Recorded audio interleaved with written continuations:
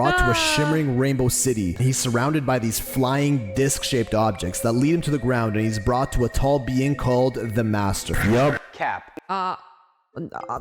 What?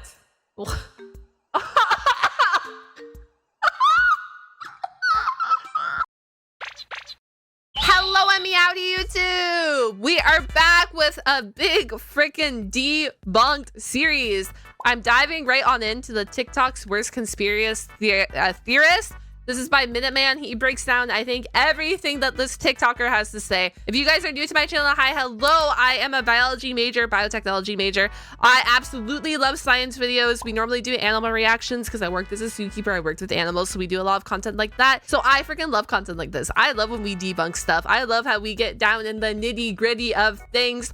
This is gonna be a wonderful time. And if you like the video, make sure you hit that like button. You will not believe what they found there. It's seeing giant creatures roaming around him, and he's brought to a shimmering rainbow city. All of this is in his diary. Apparently, there are leaked photos that show us they're trying to cover up something big down there. Cultures. You know the worst part is? The worst part about conspiracy theorists like this is that they get freaking views. The more that they tunnel down things, the more views they get, and the more that they start, you know, spewing bullshit on the internet. All around the world, just all independently come up with the same allegedly fictitious anthropomorphic bird. Oh my gosh. Built by completely different cultures with zero contact among each other and thousands of kilometers apart. All dismissed as irrelevant or flat out ignored by mainstream archaeology. Get your tinfoil hats ready for Yes, man, because mainstream archaeology is going to flat out ignore everything. They're just going to walk over and be like, yeah, you know what? That doesn't exist. I don't know what I'm talking about. I went to archaeology, but I don't know anything. this one. Oh my gosh, guys, this is going to be bad. This is going to be good, but bad. Alrighty. He's getting ready. He's getting ready. Their imagination is boundless. You know what, though? They come up with some cool theories. Some of them, I'm like, interesting. And there are, like, some conspiracy theories that, you know, are, like, better than others. And there's other conspiracy theories where I'm like, where the heck did this come from? Like, I would love to know the origin of some, is what I mean. Jesus.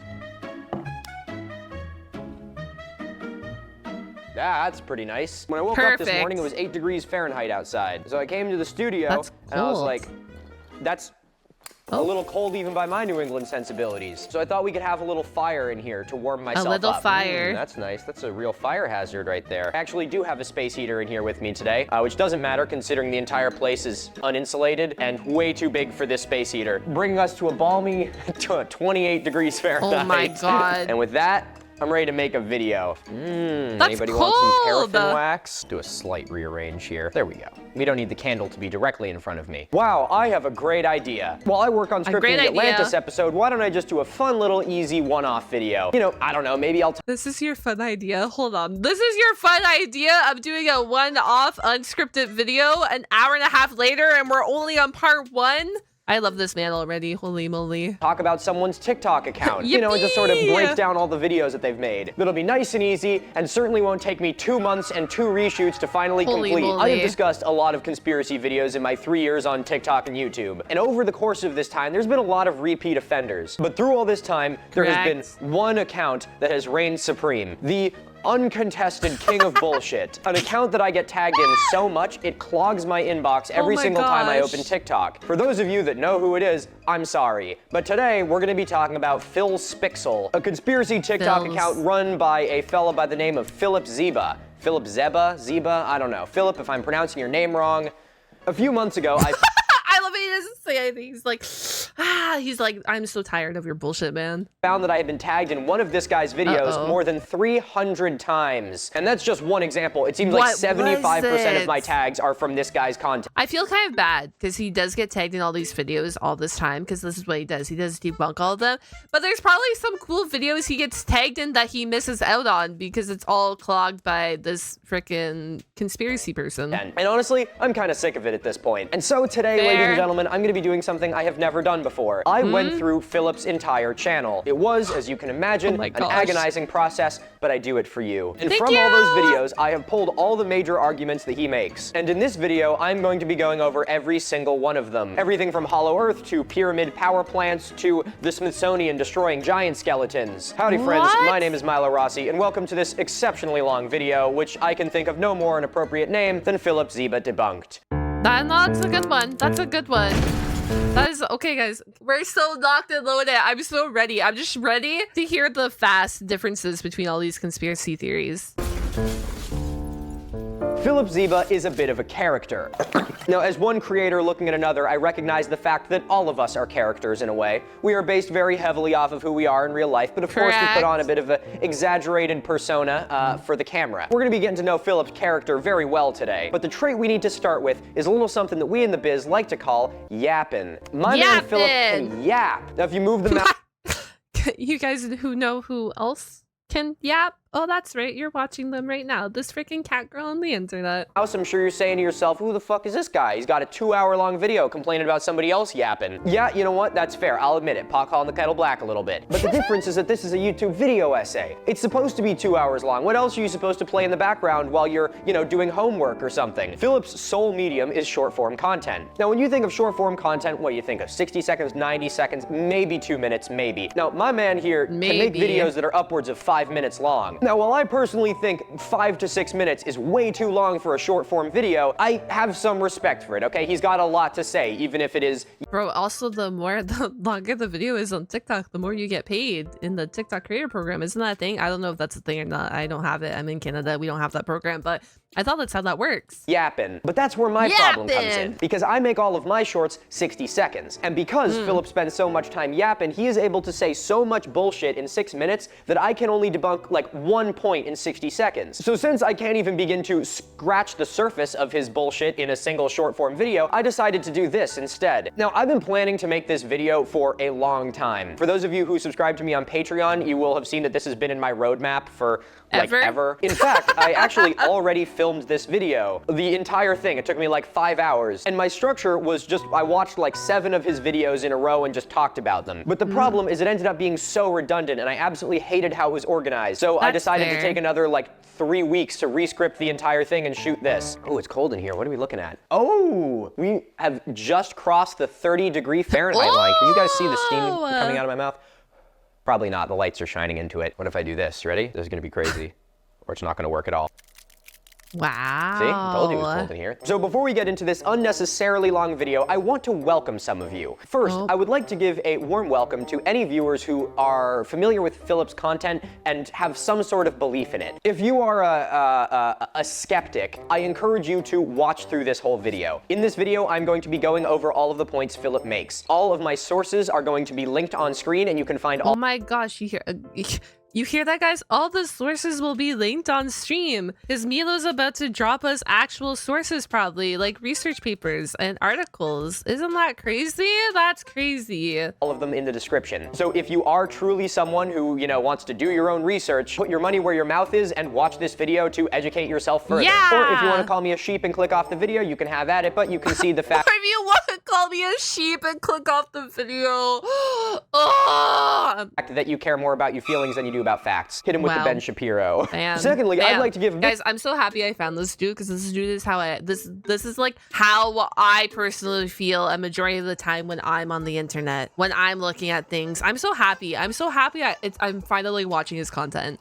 Welcome to pretty much everyone else. If you're new to the channel, welcome. You've probably seen some of my TikToks where I do debunking of conspiracy theories. Well, if you like those, you're in luck because I'm gonna be doing it for like 2 hours here. If you clicked on it because you saw how long the video is and you're just playing it in the background while you do homework or something like that, welcome. I do the exact same thing. I actually kind of intended for this video to be a little bit for that. Perfect. If you wanna be generous, sauce me an interaction. It's like tipping the bellhop. It helps what I do here, And if you're a returning viewer, welcome back, I love you. And bonus points if you're watching at the live premiere, Sunday nights at 5 p.m. Eastern Eastern Standard Time. So the last person that I want to welcome to this video is Philip Zeba himself. Now, Philip, if you are actually watching this, I'm actually partly addressing this video to you. As I said in the beginning, we both have caricatures. I think I said character, but what I should have said is caricatures. We both have exaggerated versions of ourselves that we present on the internet. Correct. This is my caricature. We're about to see your caricature. Correct. Now, in this video, my caricature is going to go toe-to-toe with your caricature. Guys, should I just start becoming a VTuber who spills conspiracy theories on the internet? I think we found a new pipeline. I'm dropping the biologist title. I'm going to burn my degrees in the campfire out back. I'm now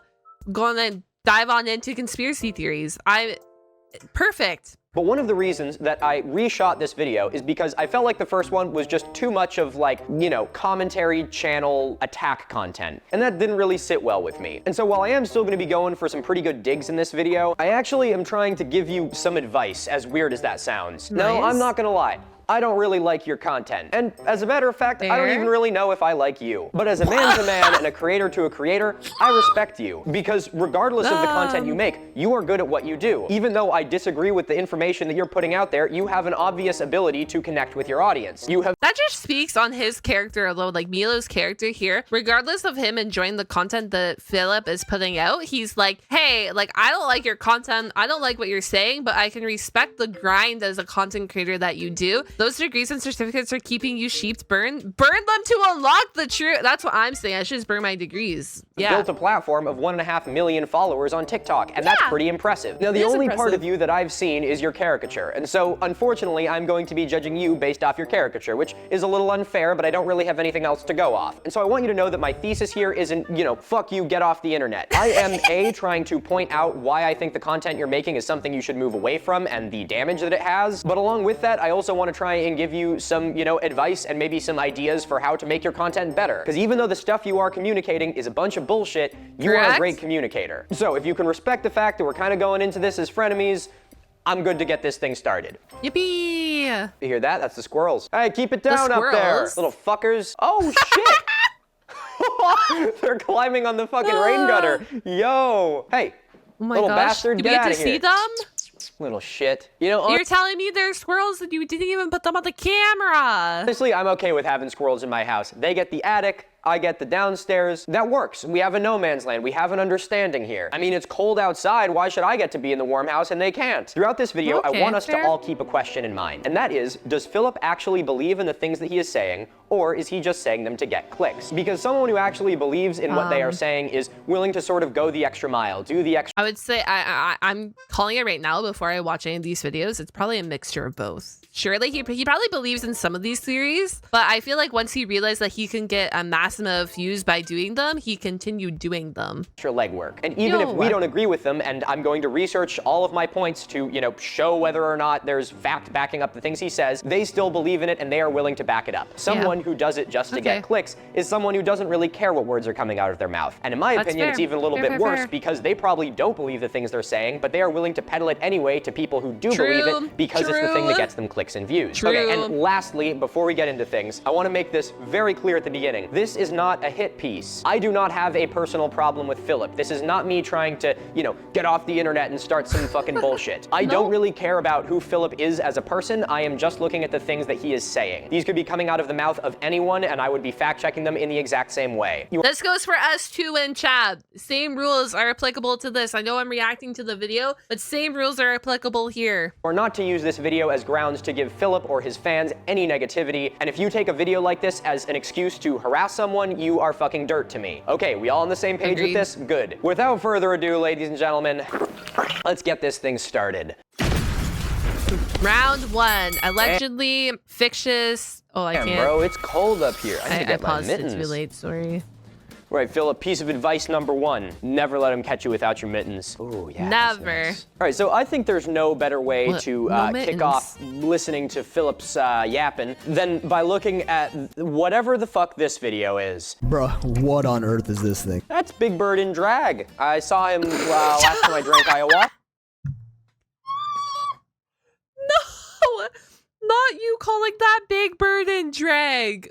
Apparently, it's called the opium or the erosion bird. And don't worry, they're definitely AI generated. That's bullshit, Philip. Those things are definitely real. The one that I saw told me exactly how and when I was gonna die. But many are beginning to claim that creatures like this are actually real, and we've already encountered them in our past before. So this video came out around the height of the erosion bird meme. So he clearly isn't claiming that these things are real, because that would be ridiculous, but he's using it as a bit of a clickbait segue into whatever the next bullshit is he's gonna say. Why did cultures all around the world just all independently come up with the same allegedly fictitious anthropomorphic bird? The same allegedly fictitious anthropomorphic bird. That's crazy. Oh my gosh, I'm so ready. I'm so ready. Okay, we're grasping at straws right off the bat here.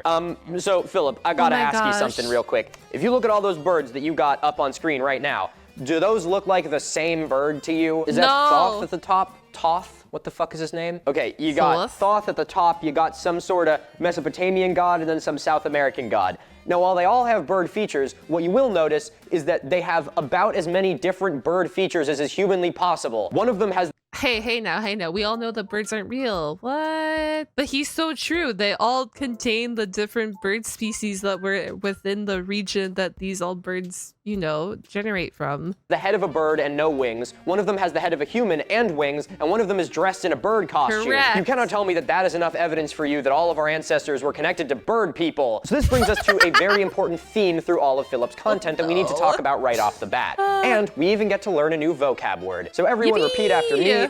Hyperdiffusion. Hyperdiffusion! Hyperdiffusion is a pseudoscientific concept that traces its roots back to the end of the 1800s and the beginning of the 1900s. And even if you're not familiar with the word, you are absolutely familiar with hyperdiffusion. If you've seen anyone peddle conspiracies about Atlantis or long-lost, globe-spanning civilizations of the Ice Age or even ancient aliens, these are all examples of hyperdiffusion. Generally, the concept dictates that all of the major civilizations on Earth are descended from one lost master civilization. Basically, we all derange from one great civilization. The civilization of them all. Why this was such a popular concept in the late 1800s and the beginning of the 1900s. Now, while the people who peddle these concepts today are obviously not using them in the same way as, Ignatius Donnelly did in the, 1900s, hyperdiffusion is something that has been used for a litany of terrible shit. Everything from eugenics to justifying Nazi land claims. Now, obviously, that's not what Philip is doing here, but it is important to understand the roots of this concept. Now, with the background out of the way, how does hyperdiffusion really work in the practice of these videos? Well, why don't I just show you, and I promise you'll get the hang of it really fucking quickly. So this is a map of pyramids all around the world, all allegedly built independent. Oh my god. No. Is he about to tell us that all these pyramids are connected? Is this about... Nah. Of each other, and all having identical structures that follow this similar step pattern. Famous pyramids of Djoser in Egypt, Chichen Itza, Pyramid de los Nichos, Tikal Temple, the Great Pyramid of Cholula, Kokure, and Prasat Baksay Cham Krong in Cambodia. And deep within the ocean is the sunken Yonaguni monument, all with a nearly identical look, yet built by completely different cultures with zero contact among each other and thousands of kilometers apart. Wow, that one is pretty classic. If people all over the world didn't have contact with each other, how did they know how to put the rocks going up? Just like the weird bird thing that we started out with, all these concepts are predicated on the idea that if A looked like B, then high-speed rail network. Trust me, we have a lot. We need the freaking whiteboard. We need the whiteboard with all the red lines going everywhere. Lot to cover about pyramids in this video, so I will get into that claim itself, but for the moment I want it to stand as an example of hyperdiffusion. Frequently, hyperdiffusion is used when talking about some of the most basic shit possible. When talking about the pyramids, it's like, how did they realize to stack them, or how did they realize to make stones fit together this way? How did our ancient ancestors figure out these identical... Bro, when it comes to pyramids, there's 18 million conspiracy theories when it comes to pyramids, all the pyramids, but especially the pyramids of Giza, the ones in Egypt. You see how many conspiracy theories surround those ones? building techniques completely independent of each other. What these people totally neglect to mention is there's only so many ways you can work with stone. If you have thousands of civilizations across the world, of course some of them are going to come up with pretty similar ways of doing the same thing with the same materials trying to achieve the same end. Now, along with talking about physical constructions, hyperdiffusion also plays a lot into folklore, just like the birds that we saw just a minute ago. Now, a misconception that And isn't the pyramid shape like the most stable shape? And that's why a lot of them went with like the pyramid, like the cone shape type thing. Isn't that why? I think is peddled by these conspiracy theorists all the time. The is that archaeologists. God damn it, chat. Stop it right now. No. don't want to listen to folklore. In reality, folklore is one of the most important anthropological tools that we have, being anthropology, not archaeology, because you don't like dig for folklore. Almost all folklore is based on some modicum of truth, and there's no anthropologist in the world who would deny that. But these conspiracy theorists kind of take it to a different level, where instead of looking for the seed of truth in the forest of myth, you just decide to cut down every tree and take it at face value. Ancient Indian mythology had the Vedas. In the Old Testament, we got the Nephilim. The Quran had the people of Ad. Ancient Egyptians had their carvings and drawings of extremely large people in chairs. Mayans and Aztecs had their own depictions of towering humans. And the Sumerians, well, they had the Anunnaki. We're gonna have to talk about giants a lot later in this video, so I'm not gonna get into it now, but hyperdiffusion. The thing that these conspiracy theorists don't really recognize is that all of the sort of commonalities between all of these cultures are things that every person around the world had contact with. The idea of a giant person is not a hard thing to come up with. We all live around people, and the concept of anthropomorphic animals is fucking ancient, as long as we've been able to, you know, fire enough synapses to combine two creatures together. We are a species that lives on the ground. For as long as we could look up, we've seen birds flying in the sky and thought, man, I wonder what's up with that. So if you're telling me that the most likely reason a bunch of cultures around the world have bird deities is because there are actual bird deities and not because we all live on a planet with fucking birds, then you are out of it. Zuni. I can't wait to meet my bird deity. Where art thou? Where art thou, bird deity? I want to meet you. Coma Pueblo have legends of a race that existed there before them. These myths all speak of either a race of reptilians, yes, we're in lizard people territory now, or giants.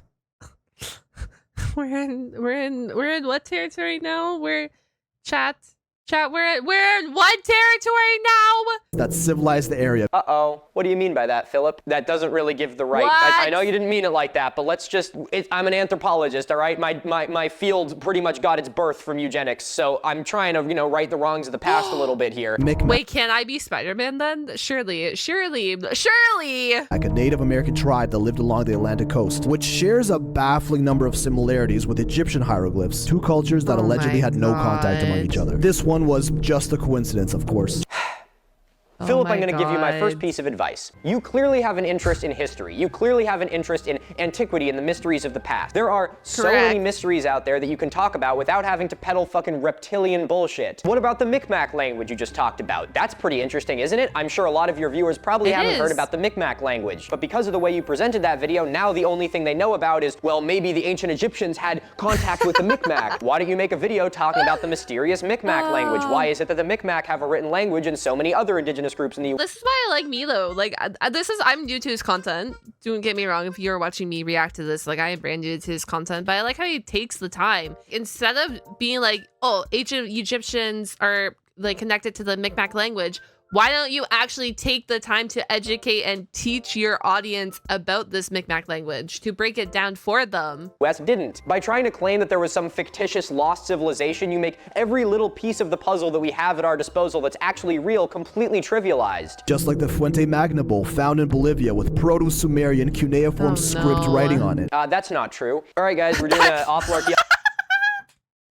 Just the blatant, that's not true. Archaeology speed run. Hey guys, welcome back to Awful Archaeology. Today we're going to be talking about the Fuente Magna Bowl. The Fuente Magna Bowl has no history, as in we have no idea where it came from, there is no record of the site, and we really don't even know when it was discovered. For those of you who've been watching my channel for a while, you'll be familiar with the word context. It's probably the most important concept in archaeology. Most of the information you can get from any artifact is finding where it is located. It's context in the world. Finding a projectile point in a stream bed is very different than finding a projectile point in, you know, a pile of bones. But if you were to take both of those projectile points, not record where they came from, and then just keep them in a box, they mean pretty much nothing. So you could have literally the Holy Grail in your hand, and if you don't have any records of where it came from, what the environment around it was like, it pretty much is worthless. So since we have no record of where the Fuente Magna Bowl came from, that makes it a little suspicious. Since people claim that it is the sole artifact that, you know, shows that ancient Mesopotamia had contact with North America, that makes it really suspicious. Oh wait, not North America, South America. It was in Bolivia, right? Sorry, my bad. Philip claims that he knows what language is on this bowl, which he should try and get that published, considering that nobody else has managed to figure out what the language on the bowl is. Various people trying to interpret the Fuente Magna Bowl have claimed that the script on it is anything from Sumerian, But like he said, the context of it is just like showed up. They just discovered it, they just found it, but they had no ideas about when, where, how, why, who, when, right? Sumerian, Phoenician, Georgian, and even Hebrew. So long story short, if people can't even agree on what the language on the bowl is, it probably doesn't mean anything. And all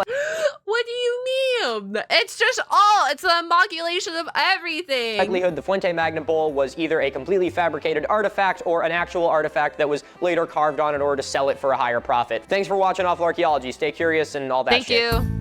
Records Bye-bye. of inner-Earth civilizations have been reported by many, if not almost every ancient society of our past. Wow, I wonder why that is, Philip. Maybe because for as long as people have had their neurons firing, we've wondered, I wonder what's below our feet. I'll give you 1 second to guess what he's gonna do next.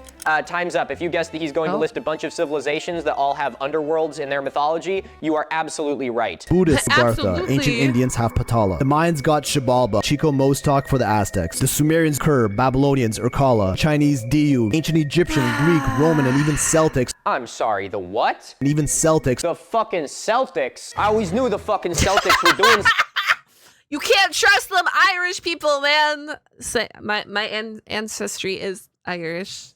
something down there, bud. I gotta humble myself here for a second. I'm not normally the kind of person to make fun of someone mispronouncing something, but the fucking Celtics? You can't come onto the video of a guy from fucking Boston and not expect him to notice when you call the Celtics the fucking Celtics. You wanna go try that shit in fucking Southie, bud? Rule 95, the Auto Mile in fucking Norwood. Come on down there and try telling the Celtics the Celtics. I'll rock your fucking shit, bud. Shout out Massachusetts. You'll always have my heart. He's wearing a NASA shirt too. Actually, that's pretty hilarious. You know what, Philip? I'm gonna give you a little point for that. I'll imaginary mark it on the wall. Hilarious that you're wearing a Celtics shirt. That would have been really good. If you wore a Celtics shirt, I would have thought that you actually intended to call them the Celtics. Wait, am I losing my shit? Is it actually pronounced Celtics or is it Celtics? I always thought it was Celtics.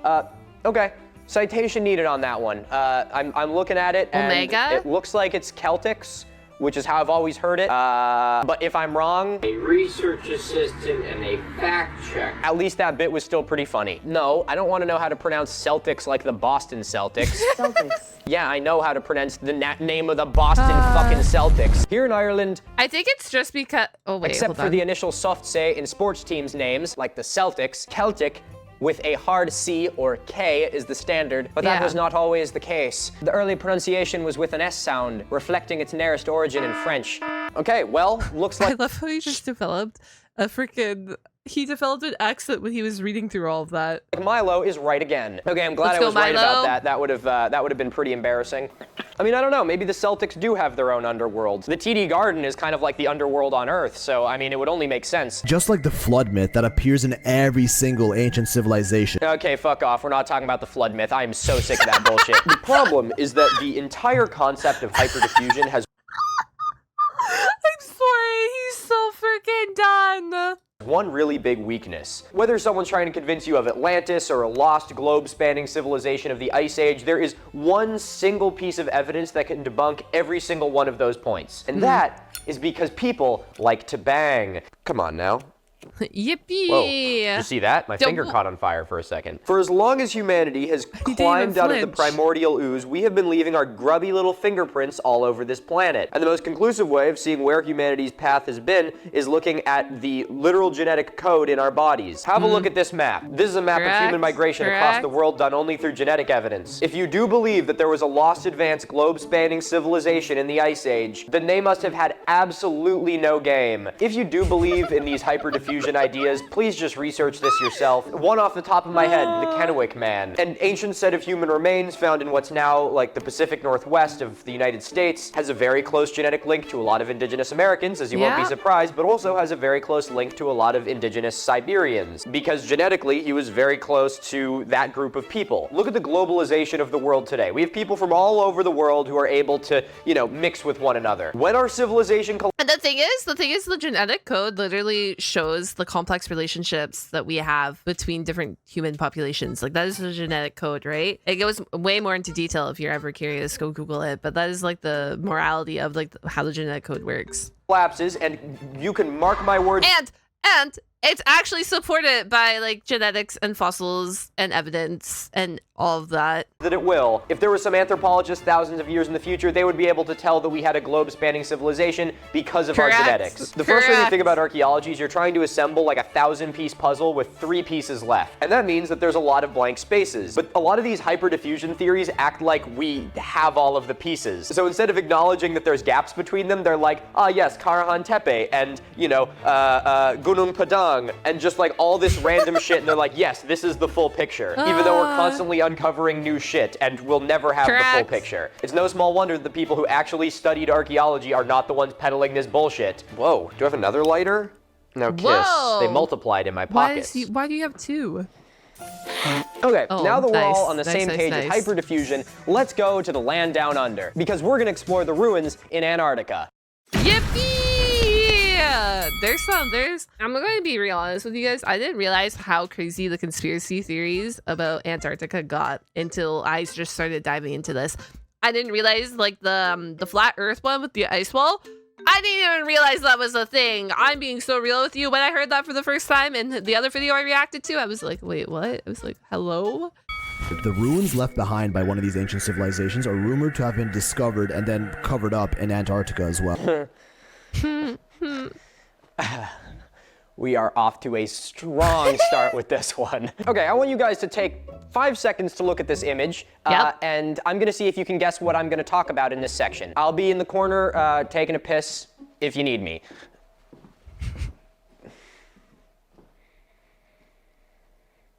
I don't even need Google to tell me that that's an AI-generated image, Philip. A lot of controversy behind these. There is absolutely no controversy behind these ruins, Philip. Don't act like there is. But apparently there are leaked photos that show us they're trying to cover up something big. But apparently there are leaked photos. This is why AI is so bad for the internet. Generative AI is so freaking bad. Down there. This is the first time we're seeing Philip's caricature shine through a little bit. Philip's character is that of a do your own research as long as that research is the Joe Rogan experience kind of person. So he'll speak with this language that tries to trick you into thinking that what he's talking about is actually more plausible or more, you know, uncertain than it actually is. Which is why he'll lace things into it like, lot of controversy around these. There's no fucking controversy around them, Philip. You are— That's what gets you more views though. And like Antarctica only has human-made structures. I think we all know that. I can't say we think we all know that. You know what? The more I'm on the internet, the more I don't know what we all know. Literally just lying to your audience in order to drum up clicks. I mean, they're trying to cover up something big down there. Who the fuck is they, Philip? Something big. Who's they, Philip? No one is trying to cover that shit up, okay? There's no ruins in Antarctica. The conspiracies are right in front of your faces, people. Jesus Christ, these conspiracy theorists give like the perfect smokescreen for the government to keep doing the shady shit they've been doing for years. Honestly, maybe Philip is a government psyop, because the more breath he wastes talking about how the government is covering up giants, the more the government can continue fucking us 10 ways to Sunday and getting away with it. Doubters will tell you these photos. Bro, I'm gonna be so honest with you guys. My brother is a conspiracy theorist. Like, he's like one of these people that are like balls deep into like everything, every conspiracy theory you could ever be part of. And I'm like the complete opposite. Like I said, if you guys didn't watch my intro, I study biology, study biotechnology. Like I know a lot of like,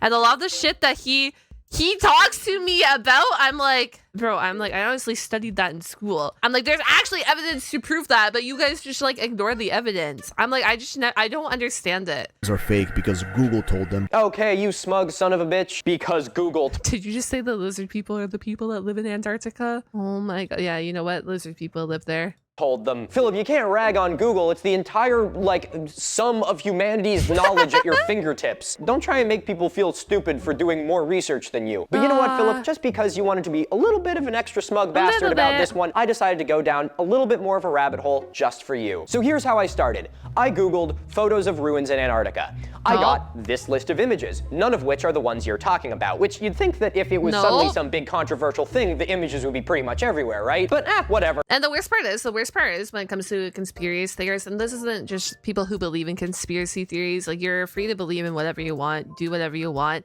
I think the worst part about all this is, quick little rant, is the amount of misinformation that is at your fingertips. And like people rage bait misinformation because it gets views and it gets money, so they continue doing it. And then this is how you get spread. Like all this misinformation does get spread. It doesn't matter. I'll just take your word for it. And the photos were exactly what you would expect. We had this mountain that looks like a pyramid that we're definitely not gonna have to talk about in just a couple minutes, Philip. Oh my God, why would you make me do this? As well as some photos of shipwrecks and snowbanks and shit like that. But as I scrolled down, I found this image, which isn't one of the ones that you used, but looks very similar. Now, as if looking at it isn't enough to tell you, it says directly underneath, stable diffusion. Uh-oh. So I tracked this down to the Hugging Face article that it came from, and I found that it was referencing a bunch of these images being used on a YouTube channel. The Scott Lewis YouTube channel, which honestly, Philip, I'm sure you'd love him. He looks like he talks about the same bullshit talking points that you do. But they still weren't the same images you were using, so I decided to go back to the drawing board. And so I went back to my Google debunking, and first I found this hilarious April Fool's article from the Society for American Archaeology from the 1990s, talking about ruins being discovered in Antarctica, and there's some theories, whether they be conspiracy theories or not, like, you know, that ended up being an idea that was eventually like proven to be true with research. But there's been a lot of these theories that are spread on the internet, and they've all been disapproved. Like, the research is there to show that this did not happen, and the proof has already like came out, and then yet they still sit here and like beat a dead horse and being like, no, this is actually what happened. Featuring a geologist called Scott Amundsen. For any of you that are familiar with polar history, you will recognize both of those names immediately because they were the two explorers that raced to get to the South Pole first, as well as an archaeologist named H.P. Lovelock, a hilarious twist on H.P. Lovecraft and Lovelock Cave, which is also something we're not going to have to talk about in this video, right, Philip? But then I found this Reuters article called "Photos Allegedly from Bird's Expedition to the Antarctic Allegedly Created by Artificial Intelligence." Allegedly. The Reuters article referenced another article called "Top Secret Lost Photos from Admiral Byrd's Expedition" by someone called Lost Books. So I click on that link and I find Lost Books page. Now I can't see the whole article because it's behind a paywall, so I obviously pay the paywall in the essence of doing research and look through the entire article. Now again, it had a lot of images, but not the ones that you used. So I did a little more digging on this Lost Books character. It's at this point that I should mention that Lost Books is someone who uses AI to illustrate their, you know, fictitious novels that they write. Nowhere are they trying to convince you that these images are real. They are merely using them as a catalyst to tell their story. So after looking through the catalog of books, I found one called Mysterious Antarctica, claiming to have more than 100 images from probably the same set. And so for the probably going to be all AI generated images, and this isn't it. That's so sad. Low price of about $3 USD, I bought the thing. So I scroll through the entire book, but none of the images are the same. But something very unusual is happening, because even though it's none of the same images, the images look really similar. Like, really similar, as if they came out of the same computer-generated mind. So feeling like I hit a dead end, I went back to Lost Books webpage. I found their email and I wrote to them. I said, hey, I'm working on a YouTube video. I came across your book and I need your help identifying some AI images. He responded back and said, yes, I would absolutely be interested in helping you with this project. Also, I am best friends with your cousin. I didn't expect that to happen. Somehow. And you're also getting $3 USD per purchase for AI generated shit, because that's how this world works. You can AI generate freaking books and everything. Hack with the creative mind. Let's just AI generate everything. Guys, it's so bad. It's so bad. It's so bad. It's so bad. This dude went to art school with one of my cousins who I've never met, and they've been best friends for like 20 years. Philip, I don't know why you led me down a rabbit hole where I connected with like a fourth cousin that I've never met in my life. This cousin that I apparently had then also reached out to me, and I learned that he lives near a really big flea market that I like, and now I'm gonna meet him. I don't know how this happened. Philip, I came here to learn about fucking AI images, and you just gave me a goddamn family reunion. So anyway, cousins aside, I wrote back and said, holy shit, what the fuck? So, ladies and gentlemen, I'd like you to give a warm welcome to none other than the mastermind behind Lost Books himself, Tim. That's crazy. Lost Books actually pulled up? I live outside of Quebec City. I've been doing art way before AI art started, so that's not my only art thing, but I've been using AI to do images that are hyper-realistic, that are kind of a combination of fact and fiction, and I did my own set that was called Mysterious Antarctica that purported to show Admiral Byrd exploring Antarctica in the 1940s, 1950s as part of an operation. So I made a bunch of fake images that went viral. They're very similar to the ones that I made, and you know, I used prompts like historical photos or, you know, grainy black and white images. I think with, you know what too, you have this guy saying that all these photos are made up. You're going to turn around and someone's going to still believe all these photos, even though this dude right here is just saying that they're all AI generated. Someone is still going to believe all those photos. Like the AI compression stuff that you see, like the weird artifacts, kind of like the fuzzy edges and stuff. You have an old fashioned looking picture, it makes your brain sort of accept that there are flaws in this image that otherwise, if it was modern, you might not accept them, you know. When I first saw those images, I was like, well, this is a language that I speak, you know, like I've been making images in this style, even of this subject, for a while. So When I see them, I immediately recognize sort of stylistic elements, the way that some of the color is done, the way that sort of like light and shadow works. And I just don't understand like why you call yourself like, well, why are you using all this artwork when you are an artist yourself? Way before, you even said way before AI time.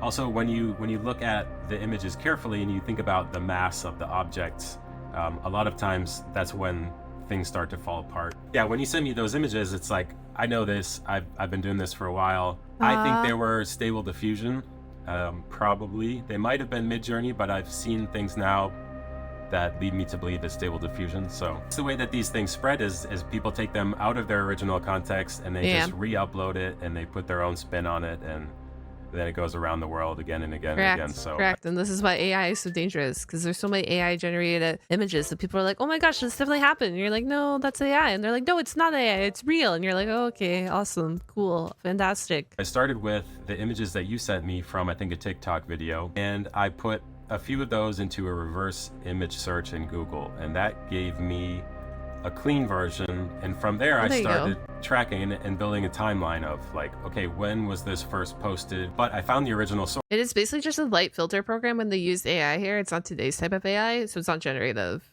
It's like tweaking the image, question mark. And the original source, it seems, is an artist on YouTube named Edgar Reyes. I hope I'm pronouncing his name right, and he admits to it in a video on his channel and a video on another channel that it's kind of a long interview about how he did it and why he did it. You know, he considers himself an artist too, and he makes a lot of the same points that I've been talking about already, about sort of like using the tools for creative exploration. Later on, they get reposted in the next week or two onto archive.org to make it look like it's a historical document. But why? Suddenly, there starts to be a bunch of Russian websites that picked up those images. There's one that is like a sort of a Russian. So this is basically the image alterations that he's talking about, is basically when you would like layer images on top of each other almost to mimic and mock and like redo them. So not like modern day as we know generative AI, but it's still crazy that we're modifying these it's still crazy that these images are modifying. The source says that the images are modified, and then yet they're still out there believing it. Version of 4chan that seems to be one of the big like places where it started to propagate, and then from there it goes do you say 4chan? A number of other.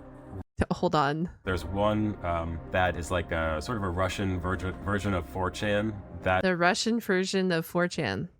That's where it starts to populate. That should give you all your explanations you need right there. It seems to be one of the big like places where it started to propagate, and then from there it goes to a number of other Russian websites that in my digging I found were publicly linked to disinformation networks and propaganda networks that are known to be Russian origin. And that's not like my opinion, that's the opinion of multiple independent outlets that I looked at. That's crazy. That covered that site where it got reposted to, and those images got at that point recontextualized by whoever wrote that article in Russian, with a bunch of new talking points and new ideas that are not at all contained in the original video. The original video is just images and music. And then from there, it appears that it got translated into at least 3 other languages: Czech, Slovak, Lithuanian. What? Oftentimes in this kind of investigation, you never really know what the ground truth is. But I think in this case, it seems pretty conclusive that they were made by an artist using AI.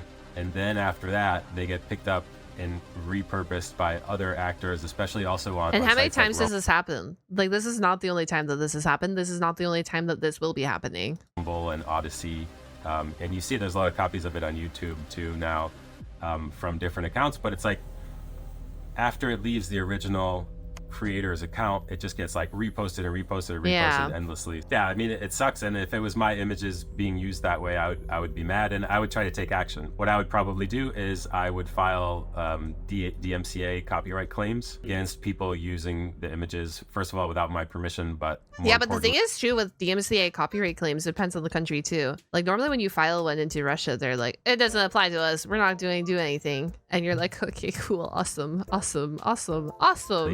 In a way that's derogatory or extremely offensive, you know. Thank you for coming on, Tim. It was a pleasure having you. I appreciate you sharing your expertise with us. I had a much longer. Tim. Sorry, Tim. I was a little lost at the beginning.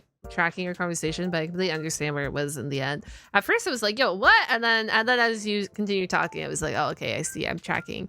But thank you definitely for the expertise. It was nice to see like an actual person who, basically lived that life, to see everything and see the breakdown from him. Interview with Tim that didn't need to go into this video because it's already long enough, but we had a wonderful conversation and I asked him all sorts of questions about his opinion on AI as an artist and where he thinks the art world is going, and I put the entire interview on my second channel. So if you want to watch that, the link for that is in the description. He is a wonderful mind and I think you should definitely listen to what he has to say. And if you're interested, I recommend you to support the man himself and check out his book. Link to that's in my description. If you spend $5 on coffee, you can spend $3 on a fun little book. I really enjoyed it. It reminded me a lot of Motel of the Mysteries, one of the books that I grew up reading. And it's really cool to see AI-generated imagery sort of supplementing a fiction book. The frustrating thing is when that art form is taken and bastardized by people like Philip. These artists are clearly not claiming that what they are creating is real, but it is so easy to just wipe the metadata from these images, throw it up on TikTok. Correct. You take the image out of the location, out of the context that the image was in, and then you tell its own story. And then regurgitate some bullshit. So kindly, Philip, to your claim that, Google will tell them that this is fake. I know that you're trying to discourage your, fans and viewers from doing their own research, but if it makes you feel any better, I don't think that it's AI because Google told me. I think it's AI because someone told me who does it for a living. A lot of people argue these ancient ruins aren't real, and who knows, but you gotta keep an open mind, right? Philip, there is a difference between keeping an open mind and just believing any bullshit that comes across your screen. I appreciate that. You should keep an open mind. There's even some things in this video that you present that I'm like, that's kind of interesting. But you can't claim like you're encouraging people to keep an open mind when you spent the first half of the video talking about how they'll Google it and say that it's wrong like a bunch of fucking nerds. Maybe you should have Googled it, and then you wouldn't have had to make a video where you just said bullshit for 5 minutes. Okay, I've given you guys sort of the appetizer. You have a little bit of an understanding of who Philip is. So with this in mind, I think that this is an important point for us to talk more specifically about Philip's character. Okay. Character time. Doubters will tell you these photos are fake because Google told them. I want to preface this by Doubters will tell that these images are fake because Google told them. I feel like there's a catch. There's a train here. There's a catch to all this. I feel like Philip always circles back to Google and Google telling us that it's wrong. Iterating something I said earlier. I don't think that this is who Philip actually is. I think that the version we are seeing of him is just as much of a caricature as any influencer on the internet. Every influencer or creator sort of makes like a very hyperbolic version of themselves to present to the internet because that's what sells. Well, you gotta present your best version at all times. If you don't present your best version at all times, then it's cooked. It's coffins. In person, I am very similar to how I am in these videos, but I absolutely play to certain parts of my personality because I'm gonna be so real with you guys. I don't really put that much of an impression on. I'm pretty much the same if you were to ever meet me in real life. I just may be slightly more energetic on the internet, but that's about it. That's the character that I am in front of the camera. And I think Philip is doing the exact same thing here. So all of that is to say that this is not me ragging on Philip as a person because I don't know Philip as a person. I only know this part that he's putting forward online. And frankly, I think this part that he's putting forward online is kind of a douche. Let's take a second to get a few people mad out there with these photos of excavated giant bones found all over the world. No, bro, it's fake. Didn't you read that fact check article, bro? There's something so poetic about watching someone who I feel like I helped out of a puddle of their own vomit in the teak basement say, didn't you read that fact check article, bro? Do you remember that time when, was it like Ted Cruz tweeted, don't listen to the science about climate change? It's like that. If someone tells you something and then makes fun of everyone who would try and do their own research to prove them wrong, chances are if you're making fun of someone who's doing their own research, you're just a dickhead. They're lying to you. Philip kind of puts on this persona of being like the smug, cold, hard fact kind of guy. It's like, we're really gonna trigger some people today. He's the kind of guy who probably said that everyone was triggered a lot in 2016 and then just never really grew past it. He has a few videos where he toes the line of talking about, woke things. Frankly, it's just mega cringe, so I didn't include it in this video, but you kind of get the character that we're working with here. Hey, yo, I gotta go. I've said too much. And he also does that bullshit. Hey, yo, I gotta go. I've said too much. Philip, nobody gives a fuck. You're not gonna get fucking assassinated for talking about giants. Whoa, Milo, but you're coming down on him. You're trying to silence him. No, I'm not trying to silence him. I'm literally just trying to do his own research for him. Honestly, I don't want to silence Philip because the longer he does this, it's fucking job security. The nice thing. The that's crazy calling it job security, but bro's got a point. About what I do for a living is that as long as there is stupid people, I can pay my fucking mortgage. So please, Philip, if there actually is a sniper trained on you right now, let me know, and I will do everything I can to help because I got a water bill to pay. All dismissed as irrelevant or flat out ignored by mainstream archaeology. We're fed the narrative that they were built as tombs for pharaohs. Wait, is this the dude that said that those, like, the graves, the resting spot or whatever, was the giant footsteps, was the giant staircase? I think that this is this dude that said that. As you won't be surprised, he uses a lot of language like this. Mainstream archaeology. We are fed the narrative. You can tell that this is a guy who, you know, watched Ancient Apocalypse once and then probably watched Graham Hancock on Joe Rogan, and that's the research that he's done into archaeology. And so because he's gaining his archaeological input from two people who do a terrible job of representing archaeology, he thinks he knows what archaeology stands for, which is absolute bullshit. And I want to make clear that I'm a firm believer that you don't even need a degree in archaeology to call yourself an archaeologist. It's high time that academia moved past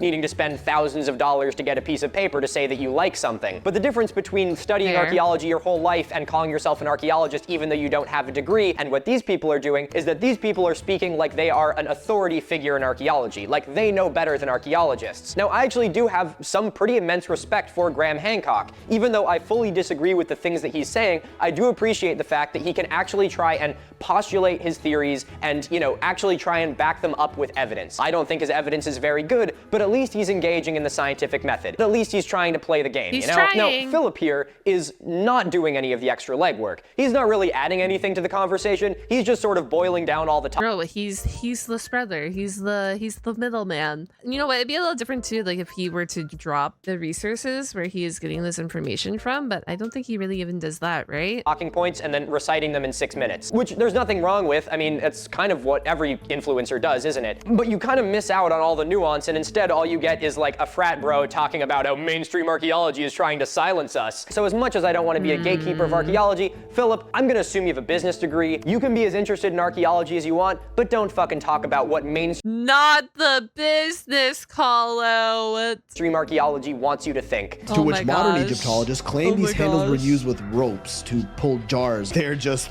getting desperate at this point. And now we put it all together. Here's Philip being both smug and wrong. The people who actually study ancient Egypt for a living say it's this. Pfft, they're just getting desperate at this point. Which was later dismissed as an ancient sloth. Like, come on, they're just making shit up at this point. That skeleton of a giant ground sloth is a giant ground sloth? They're just making shit up. Philip, you could make your caricature anything you want. Why'd you have to make your caricature a dumbass? Like, really, I don't know what other terms to put it in. Philip, you don't look like you're some mega intelligent critical thinker by looking at a giant sloth skeleton and saying that they're making it up. You kind of just end up looking like a goober. But apparently, that was just the tip. And if you know me, that was just the tip? That was just the tip? I do not like just the tip. You know what, Philip? I'm gonna go out on a limb and say that I don't think that's true either. Because as one cis-het man to another, you look abrasively straight. Pyramids. Don't y'all get a little half chub when I talk about them? Because I sure do. No, Philip, I don't get a little half chub. I'm fully fucking erect. What? What? How did we even end up here? How did we even end up here? That's how you can tell this guy doesn't have a degree in archaeology. He only gets a half chub when you talk about pyramids. Me, I gotta go change. To exist on Earth, then this will change your mind and blow it at the same time. So Philip puts a lot of like weird sexual innuendos in his videos. I don't really know why this is. I have some respect for it because like it engages with the audience, which is cool, I guess. But I mean, do you really want a video of yourself online saying something about getting a half chub with a pyramid? I guess I actually did just say something a lot worse. You did say that. Fucking erect. Who the fuck am I kidding? It's not like I'm getting hired after having this job anyway. I'ma give it to you raw. 10 undisputable facts that absolutely double penetrate pyramid. Why are we using sexual terms now to emphasize our point? Is this why we're doing it? To get more emphasis on this? Cause like, huh? Deniers. Dude, what the fuck? I would give anything to read a psychological evaluation of Philip Ziba. At least that's probably the first time that sentence has ever been spoken. You got that going for you. I spat 10 unbelievably raw facts about the pyramids in the previous video, which were all true, but of course the Google debunkers desperately tried to prove them wrong. You guys catch that? Unbelievably raw facts that the Google debunkers desperately tried to prove wrong. We're bringing it all together now. We got smugness. We got generalization. We got sexual innuendos. And the last thing we got is the most important one. We got Google debunkers. Google debunkers! Googly? I just love, like, I guess the delivery works for him, and that's why he continues doing that delivery, huh?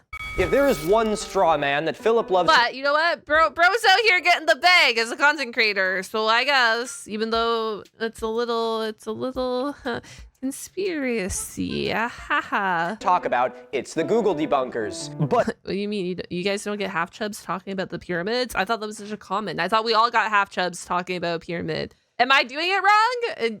What? A little piece of me feels like I might be the Google debunker, because even though I haven't done a lot of short forms talking about Philip's content, I sort of am the leading debunker, as far as I know, on social media. And so chances are Philip's probably pretty familiar with me. I know it's a team effort, you know, we got some other ones. We got Aslan Pahari out there who's making some amazing debunking content. Hello, my friend. But he's a bit more anthropology focused. Me. See, the thing is, I do debunkers, like Lindsay Nicole does animal debunking. That's normally my niche of the internet. That's normally where I hang out. This is kind of outside my range, like archaeology, history, stuff like this, outside my range, but I'm happy to be here. You know, I'm just happy. My job is being a bastard. And whether or not I was the Google debunker before this video, I'm definitely the Google debunker now. The Google debunkers will tell you, oh, it's a natural mountain formation formed through erosion. Google debunkers. It's a natural mountain formation caused through erosion. Well, that's a really good point. What if I said it in a really stupid voice? It's a natural mountain formation formed through erosion. Oh my God, it's actually wrong now. So all the Google debunkers are quick to downplay any new evidence that comes up. Google debunkers. A side of the pyramids the Google debunkers don't want you to know about. It's just, that's his line now. Google debunkers. That's just it. That's the catchphrase. Google debunkers. The Google debunkers don't want you to know about this. The Google debunkers are trying to cover it up. The government is full of fucking Google debunkers. Google debunkers. Google debunkers. Google debunkers. Google debunkers. This guy drives me fucking Google debunkers. I'm gonna be honest. It's always fucking real and true. Google debunkers with this guy. Google debunkers this, Google debunkers that. I can't throw a stone without hitting a fucking Google debunkers. Oh, no. Oh, my old lady, the old ball and chain, the goddamn woman drives me fucking Google debunkers. Google it's cold in here. Jesus Christ. Oh my God, it has increased 4 degrees. We're about to make Google debunkers our new catchphrase, guys. Catchphrase of the stream. That space heater is doing its best. You know what I need? I need a little pick-me-up, because now we're gonna be talking about ancient Antarctica on maps. Oh, on the maps. Bring it up.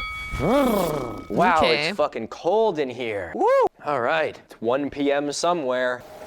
And that somewhere is right here. Ooh, that's good. When Philip did his watch through of Ancient Apocalypse, he learned something really interesting. And that is... I feel like I kind of need to go watch this documentary just to get on board. I have not seen it. Have you guys seen it in the chat? That there are ancient maps that depict Antarctica. And Philip was stoked about this. And so he made it all of our problem. But even ancient maps painted Antarctica as green. Philip. Fucking God. Depicted Antarctica. Is that your evidence? I'm gonna assume that you're using this as evidence for Antarctica being green because it's what you're showing while you're talking about it. How do I put this? What the fuck, dude? Correct. Okay, I need to see it on here. It's, believe it or not, the images that show up aren't actually on the screen. Look, Gianfranco, you can put any image up there right now and I won't know what it is. Wow. This, I have very...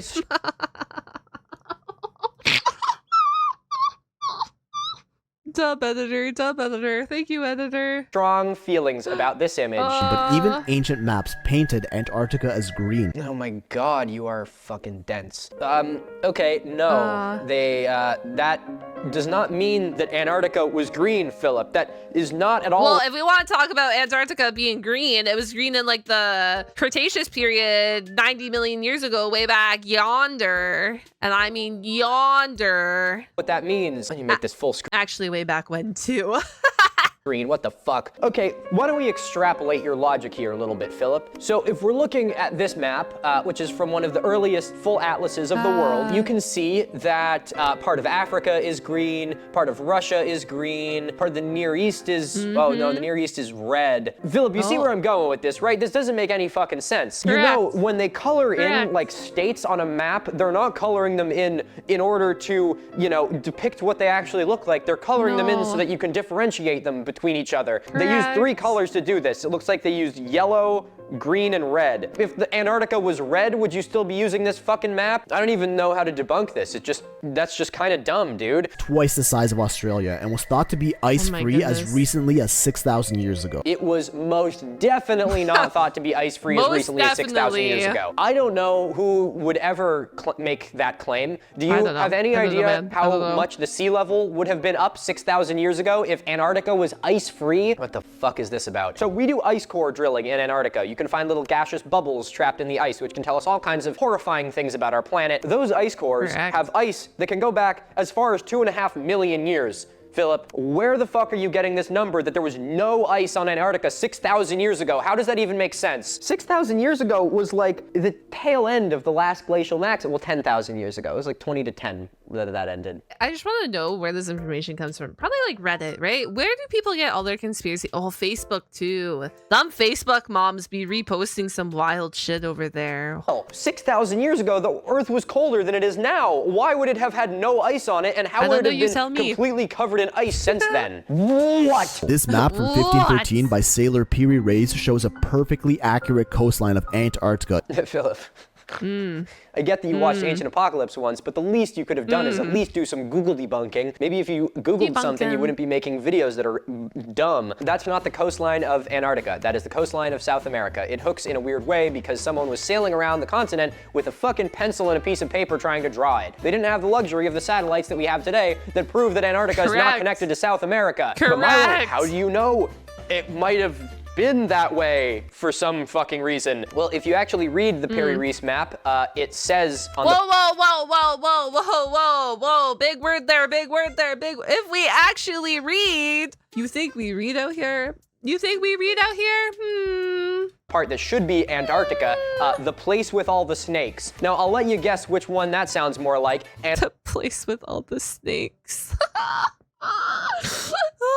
Antarctica, or, you know, the very hot, humid forests of South America. Just ridiculous. I do think it's very funny, though, watching the do-your-own-research crowd clearly have one source for all of their information, and then just, you know, parroting it over and over again, and clearly not doing any more digging into any particular topic. This map connects South America to Antarctica, which it could very well be that over 10,000 years ago, these two continents were connected by a sheet of ice. Okay, well, two things to note here. First and foremost, that is footage from Ancient Apocalypse. I think I rest my case. And secondly, what the fuck, Philip? I thought you said 6,000 years ago was ice-free. Thought to be ice-free as recently as 6,000 years. Listen. That was probably in a different video. New video, new idea. They don't interlink. They don't cross over, okay? Okay? So 10,000 years ago, the ocean, the salt water between the tip of, you know, Antarctica and Terra del Fuego had completely frozen, but 6,000 years ago, it had all melted away. I'm gonna bludgeon myself over the head with this bottle so I can be thinking on the same level as you. What the fuck is this about? I think it's kind of interesting how these people will talk about ice. Ice has a really hard time of traveling across water, but it has a really easy time of traveling across land. The reason that the ice sheets got so far in North America is because, you know, they kind of came into northern Canada and then they could just traverse all that land coming down. But they have a lot harder time in water because they float and break and, you know, break. Whoa. There's too many facts happening right now. There's too many facts. I don't like this. We're being too factual. I'm kidding. I'm sorry. I'm an asshole sometimes. I don't mean it. I just think I'm funny. Off and the water is salt water, so it doesn't freeze quite as well. So the Earth would have to be really fucking cold in order for an ice bridge to form over the sea and make it to the bottom of Terra del Fuego. You would need a really cold fucking planet to do that. And if you want to tell me that the planet went from being cold enough to have a ice bridge between Latin America and Antarctica 10,000 years ago to having no ice on the whole continent in Antarctica 6,000 years ago, and now there's ice there again? Philip, you gotta get your fucking story straight, bro. This doesn't even make sense.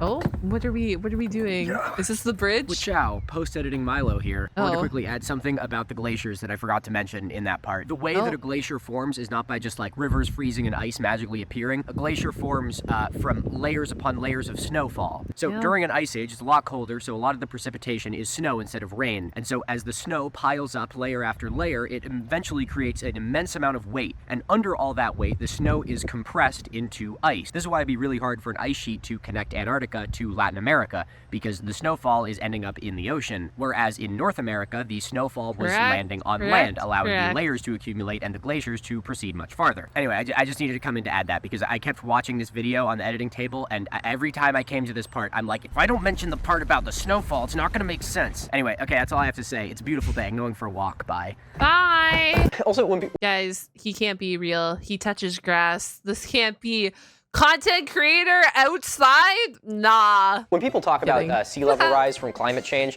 the place that all that water is coming from is Antarctica. In the northern hemisphere, all of that ice is more or less seasonal, like ocean ice. There's not a land mass up there. And so because of that, all that ice is pretty much in water, and therefore the sea level is as high as it would be whether it was liquid or solid. But on the South Pole, because it's all on an actual landmass continent, all of that ice does not contribute to the height of the oceans. So if all the ice on Antarctica were to melt, the ocean level would rise a bunch. So this theory is predicated on the fact that pretty much 6,000 years ago, there were no ice caps. We would absolutely know if the sea level was like 300 feet higher than it is now. How much would that even be? How high would sea levels rise if there was no ice? 230 feet, Philip. Where the fuck is the evidence for that? We're supposed to believe ancient humans managed to find their way around every single continent in the world, even discovering the microscopic islands of the Pacific Ocean. And somehow they just fully skipped Antarctica even when it was a luscious green paradise? Yeah, what a bunch of dumbasses. You can find the tiny Pacific islands, like,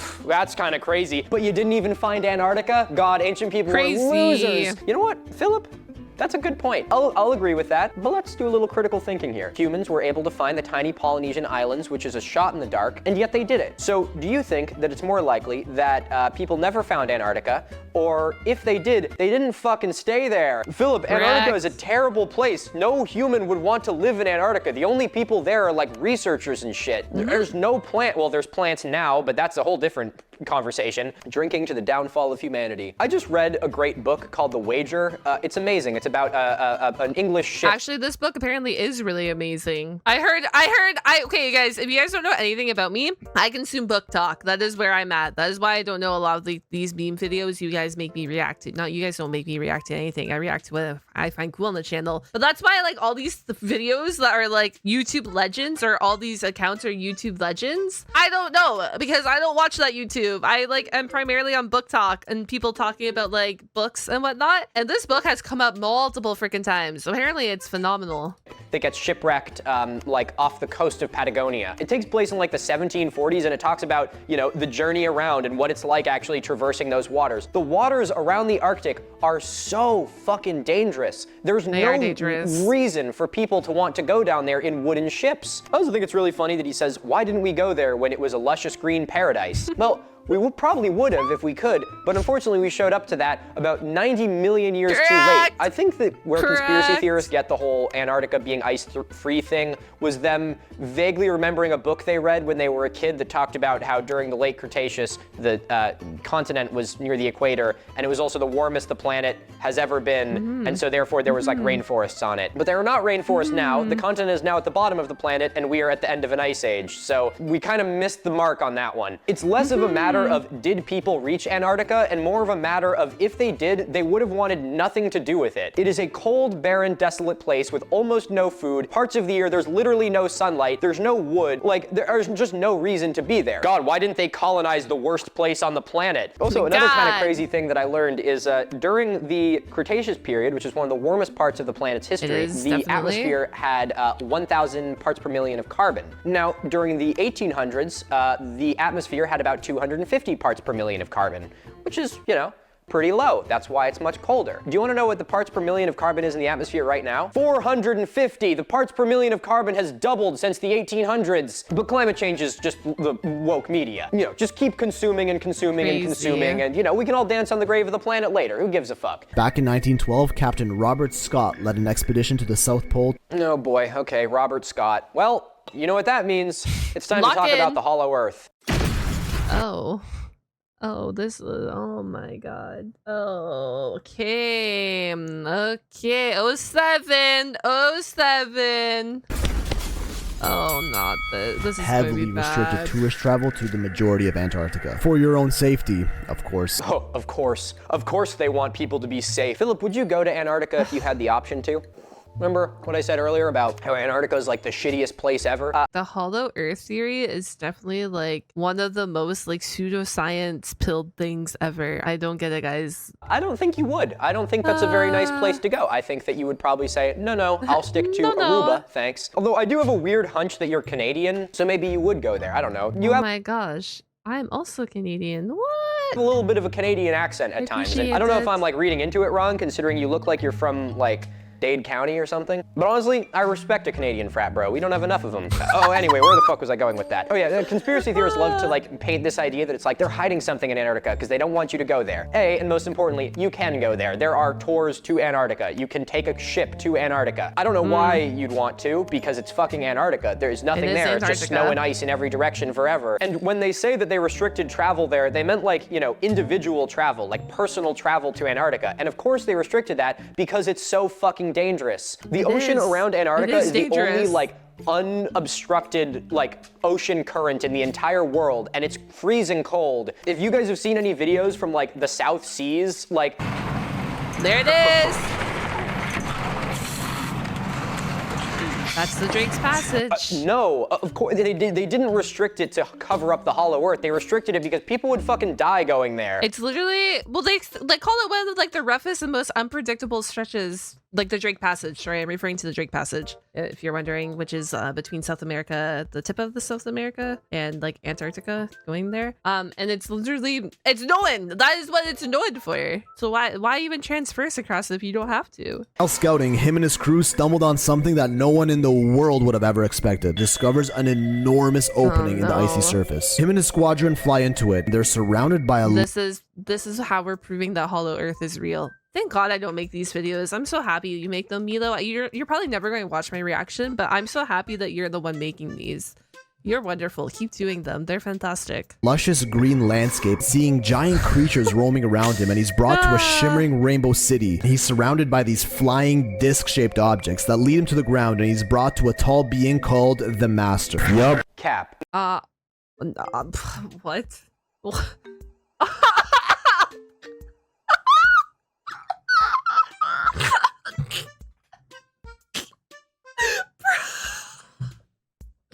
I'm sorry for laughing. Holy shit. No way. Bullshit. Absolutely fucking not. No, I've come across this theory a lot, and you get a lot of these kind of TikTok conspiracy shills talking about how Admiral Byrd flew through the polar opening and into the hollow earth, and his findings were covered up. And I was curious about that, because I've heard a lot of people cite it, but I have no idea where it's from. So in light of doing this video, I had to dig into it a lot. As far as I can tell, the source for the whole hollow earth theory and Admiral Byrd's trip is from this book. While here we have a reprint entitled just The Hollow Earth, the full name is ridiculously long. The full name of this book is, I'm gonna have to read it off my laptop because of how long it is, The Hollow Earth, the greatest geographical discovery in history made by Admiral Richard E. Byrd in the mysterious lands beyond the poles, the true origin of the flying saucer. Now I hear you behind your laptop. Holy shit, is it by him too? Is this how you want his legacy to go down in like history?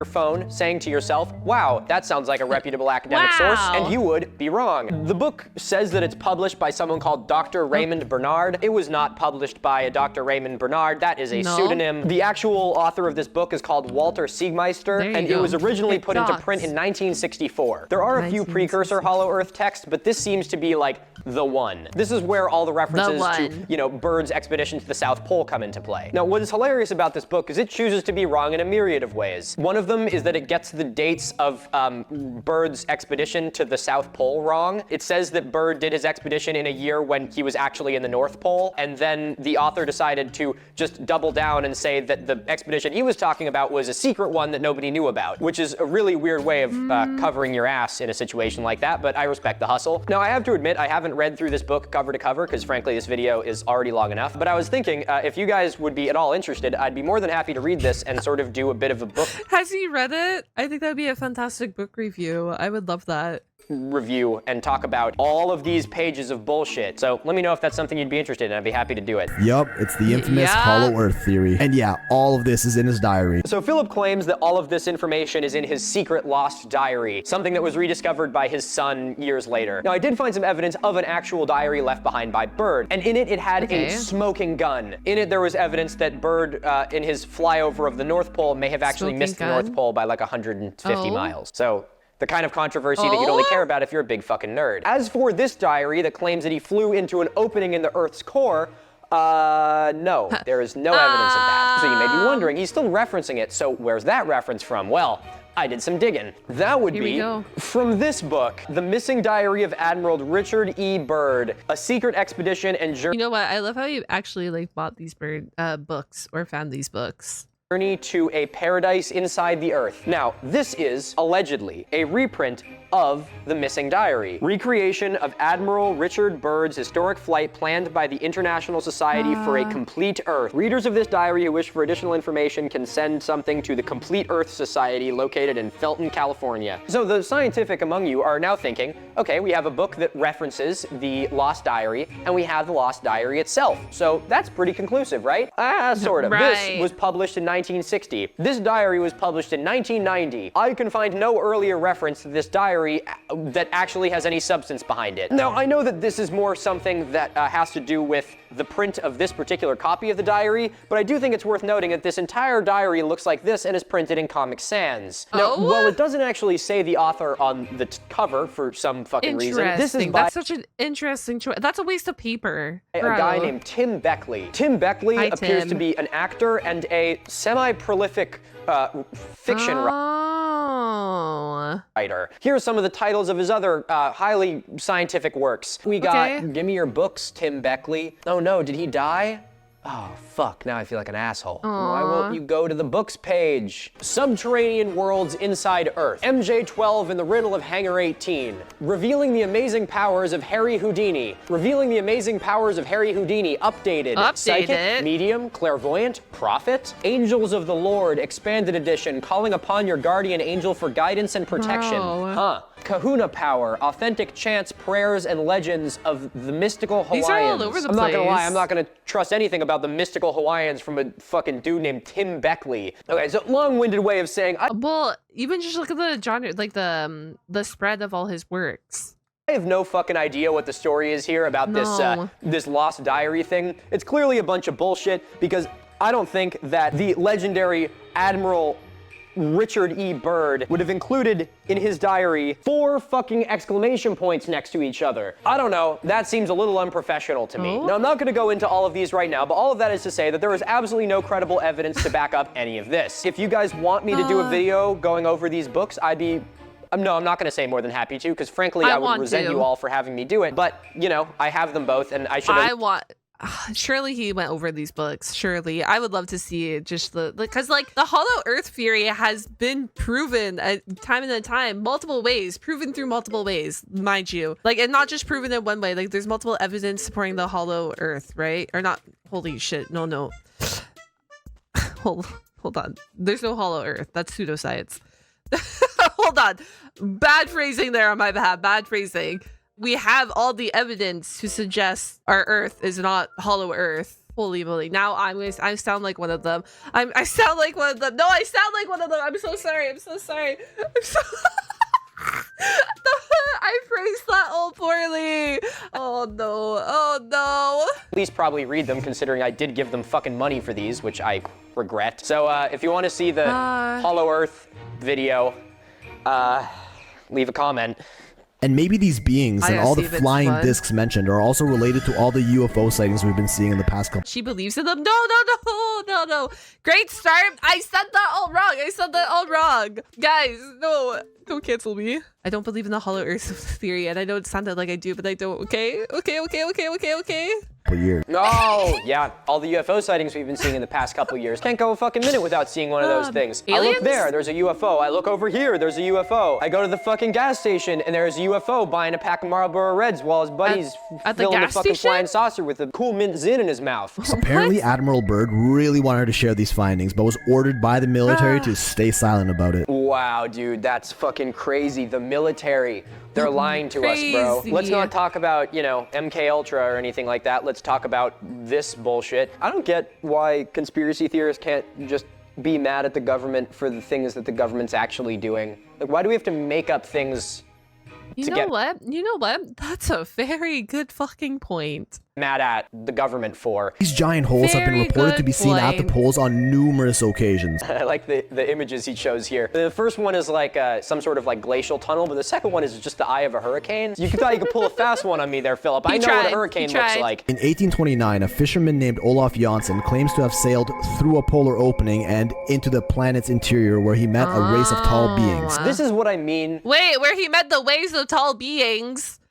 The giants and the hollow earth. It's all coming together. Oh my god. When I say that Philip yaps, that little clip right there saying that, you know, in 1880 something, a guy named this sailed into a place and met a bunch of giants, takes a handful of words and about 10 seconds to say. This is part of like a 6-minute video. But despite this video being 6 minutes, that's the only information you get on that topic. That's the only thing you hear about it. He doesn't tell you where he gets that information from. He doesn't give anything to back it up. He just states it like it's facts and keeps moving along. So Philip, you are willfully misleading your audience here, because you are providing information without telling them where it's from. Now, if you're citing like common knowledge, that's one thing. You don't really have to, you know, do a source for that. But you are making a really, really bold claim and not even doing the diligence of saying where it's from. So what is the story behind the guy who sailed into Does this mean I can just tell you guys that cat girls are real and you're going to start believing me? I don't need proof or anything?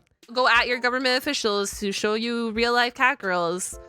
Do not do any of that, okay? Please do not do any of that. This is joke, this is satire, do not do that. Polar opening. You know his name, you know the date he did it. That seems like you kind of have somewhere that you're basing that off of. Oh wait, you don't even tell us. Well, Philip, lucky for you, I have made this entire video where I do your job for you, so I'll tell you. That claim is from this book, The Smoky God, A Voyage to the Inner World. Introduction. The Smoky God, A Voyage to the Inner Earth is a classical, fictional, Hollow Earth adventure presented as a true account and first published in 1908. Do I even need to go on with this? No. This book is actually fucking great. It is like a fun, almost like a fairy tale. It is just a fantastical novel that is written as if it were true, because they don't expect people to take it at face value. The author, Willis Emerson, is doing it as an interview with this Olaf Janssen, and he begins in his foreword by saying this: I fear the seemingly incredible story which I am about to relate will be regarded as the result of a distorted intellect, superseded possibly by the glamour of unveiling a marvelous mystery, rather than a truthful record of the unparalleled experiences related by one Olaf Janssen, whose eloquent madness so appealed to my imagination that all thought of an analytical criticism has been effectually dispelled. Isn't it crazy, guys? We're getting facts out here. We're getting actual passages from the novel.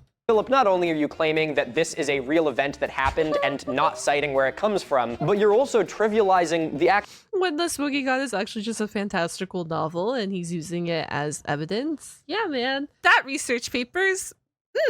Actual book. This book isn't meant to be taken at face value. You're not supposed to have to make the decision of it's true or it's fiction. You're supposed to not think either. You're just supposed to read it and enjoy the story. Like yes, at the end of the day, it is a fiction book. It says that. But even the author is... So, Lord of the Rings is real.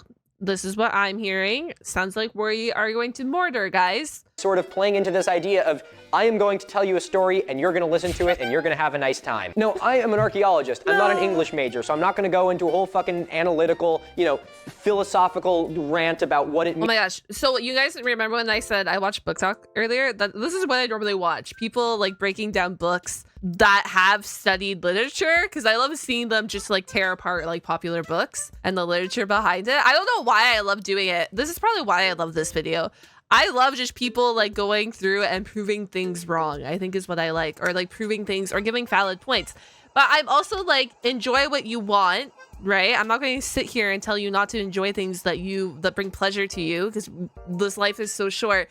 But like, you know, I'm going to tell you not to spread misinformation on the internet. I will tell you that one. Means to misinterpret fictitious work. But there's a great story in here, a piece of storytelling that should be regarded with some amount of respect instead of just using bits and pieces of it to bolster your bullshit claims to 1.5 million people. So there you go, Philip. I got another free idea for you. Why don't you make something talking about this book? That would be kind of interesting, right? You kind of talk about, well, it says this, it says that, and the other thing. It's all from this. They say it's fiction, but like, what if, you know? I would even be okay with that.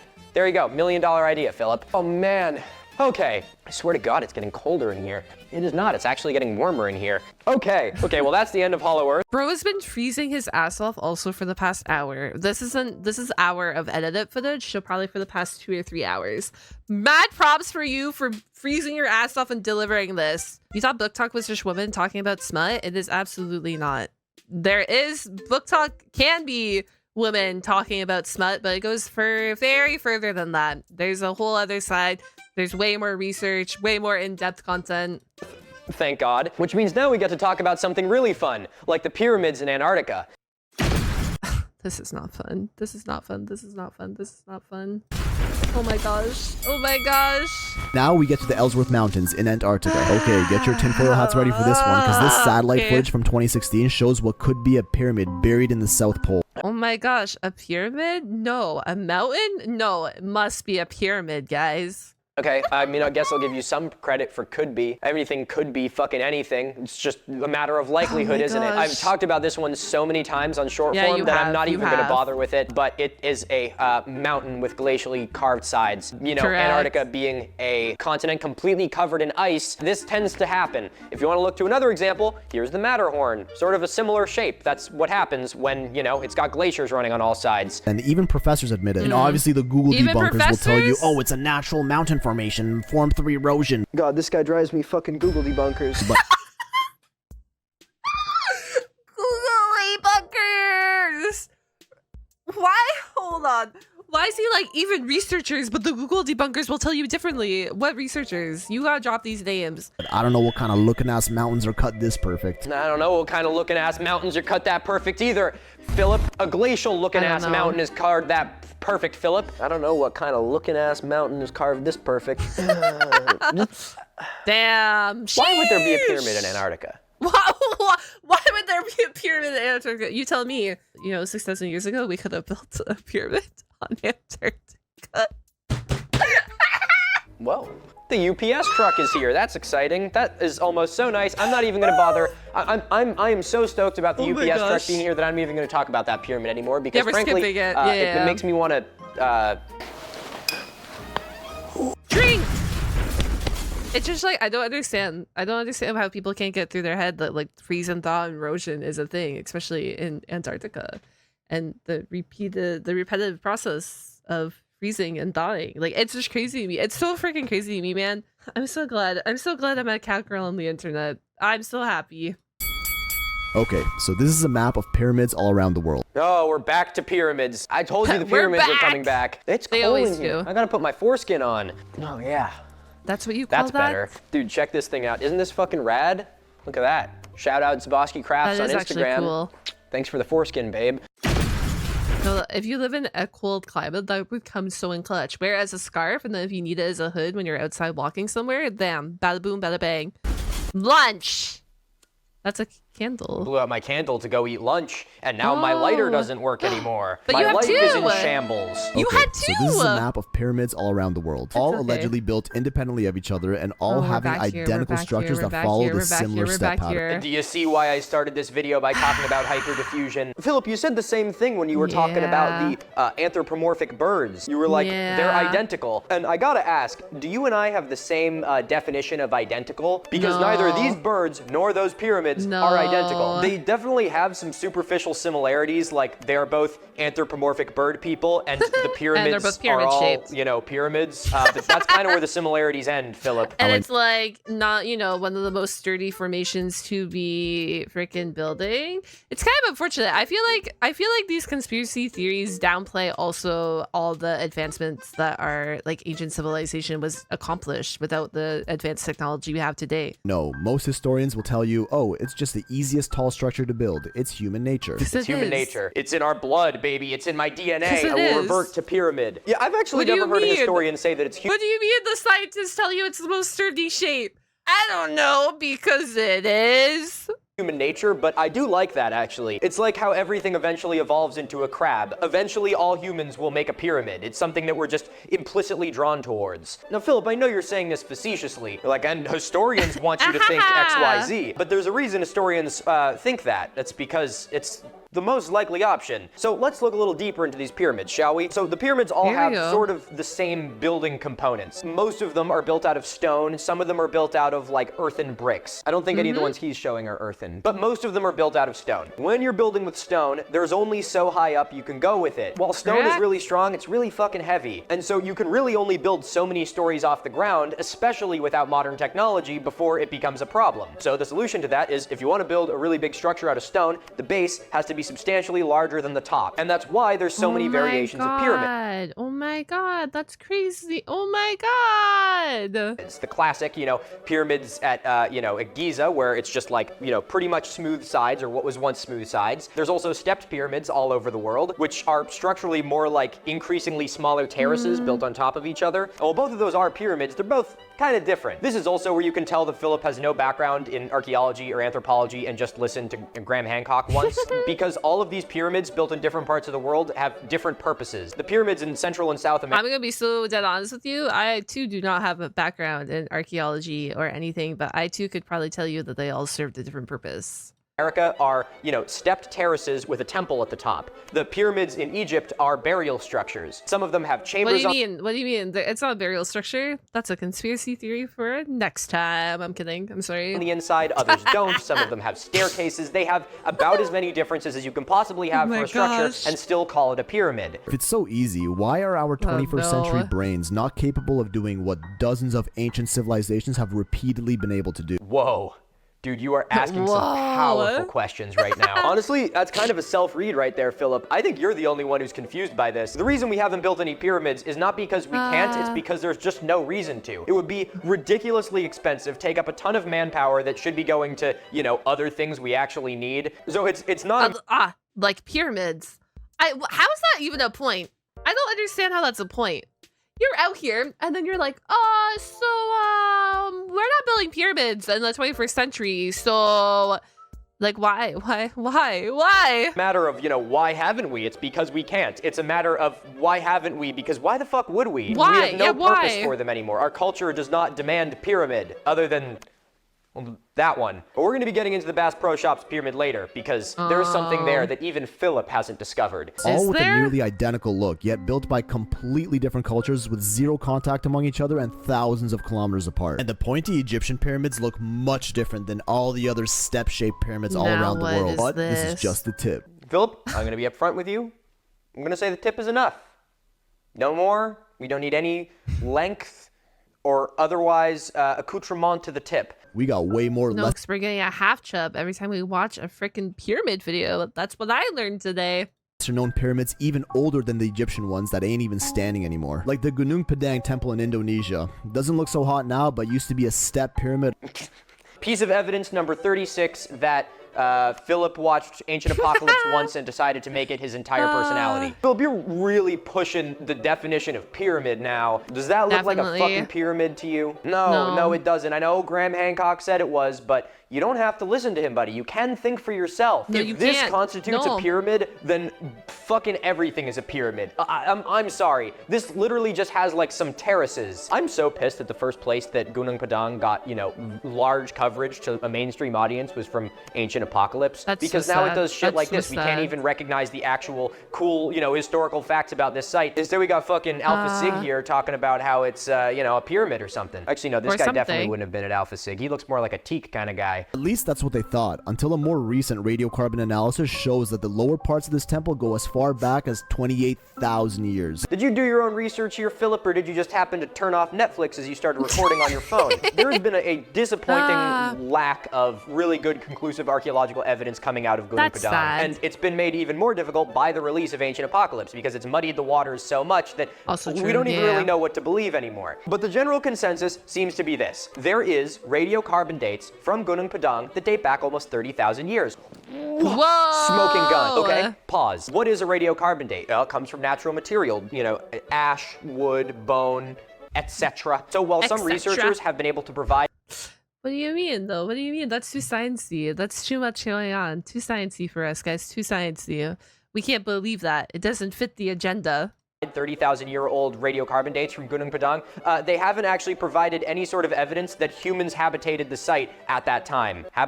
Inhabited the site at that time. Getting a radiocarbon date from 30,000 years ago is as hard as going to a place that has had forest for more than 30,000 years and digging a hole. So don't let people like this fool you by saying radiocarbon dates to 30,000 years ago, because that doesn't really mean that much. No. Proof of human habitation and a radiocarbon date are evidence that people were there. A radiocarbon date is evidence that a leaf fell there at some point. Now, do I personally believe that humans inhabited this part of Indonesia 30,000 years ago? Abso-fucking-lutely. We have extensive genetic evidence to know that that is the case. Do I think that there is sufficient evidence to say that the pyramid of Gunung Padang was built 30,000 years ago? I currently do not think so. Okay, so Philip's weird hyperdiffusion pyramid ideas aside, we now have to move on to a video of his that, in my opinion, is the single most egregious pseudoscience video I have ever seen in my entire life. It is one that is so bad, so poorly researched, and so far-reaching that I have literally used it as an example when giving guest lectures at universities.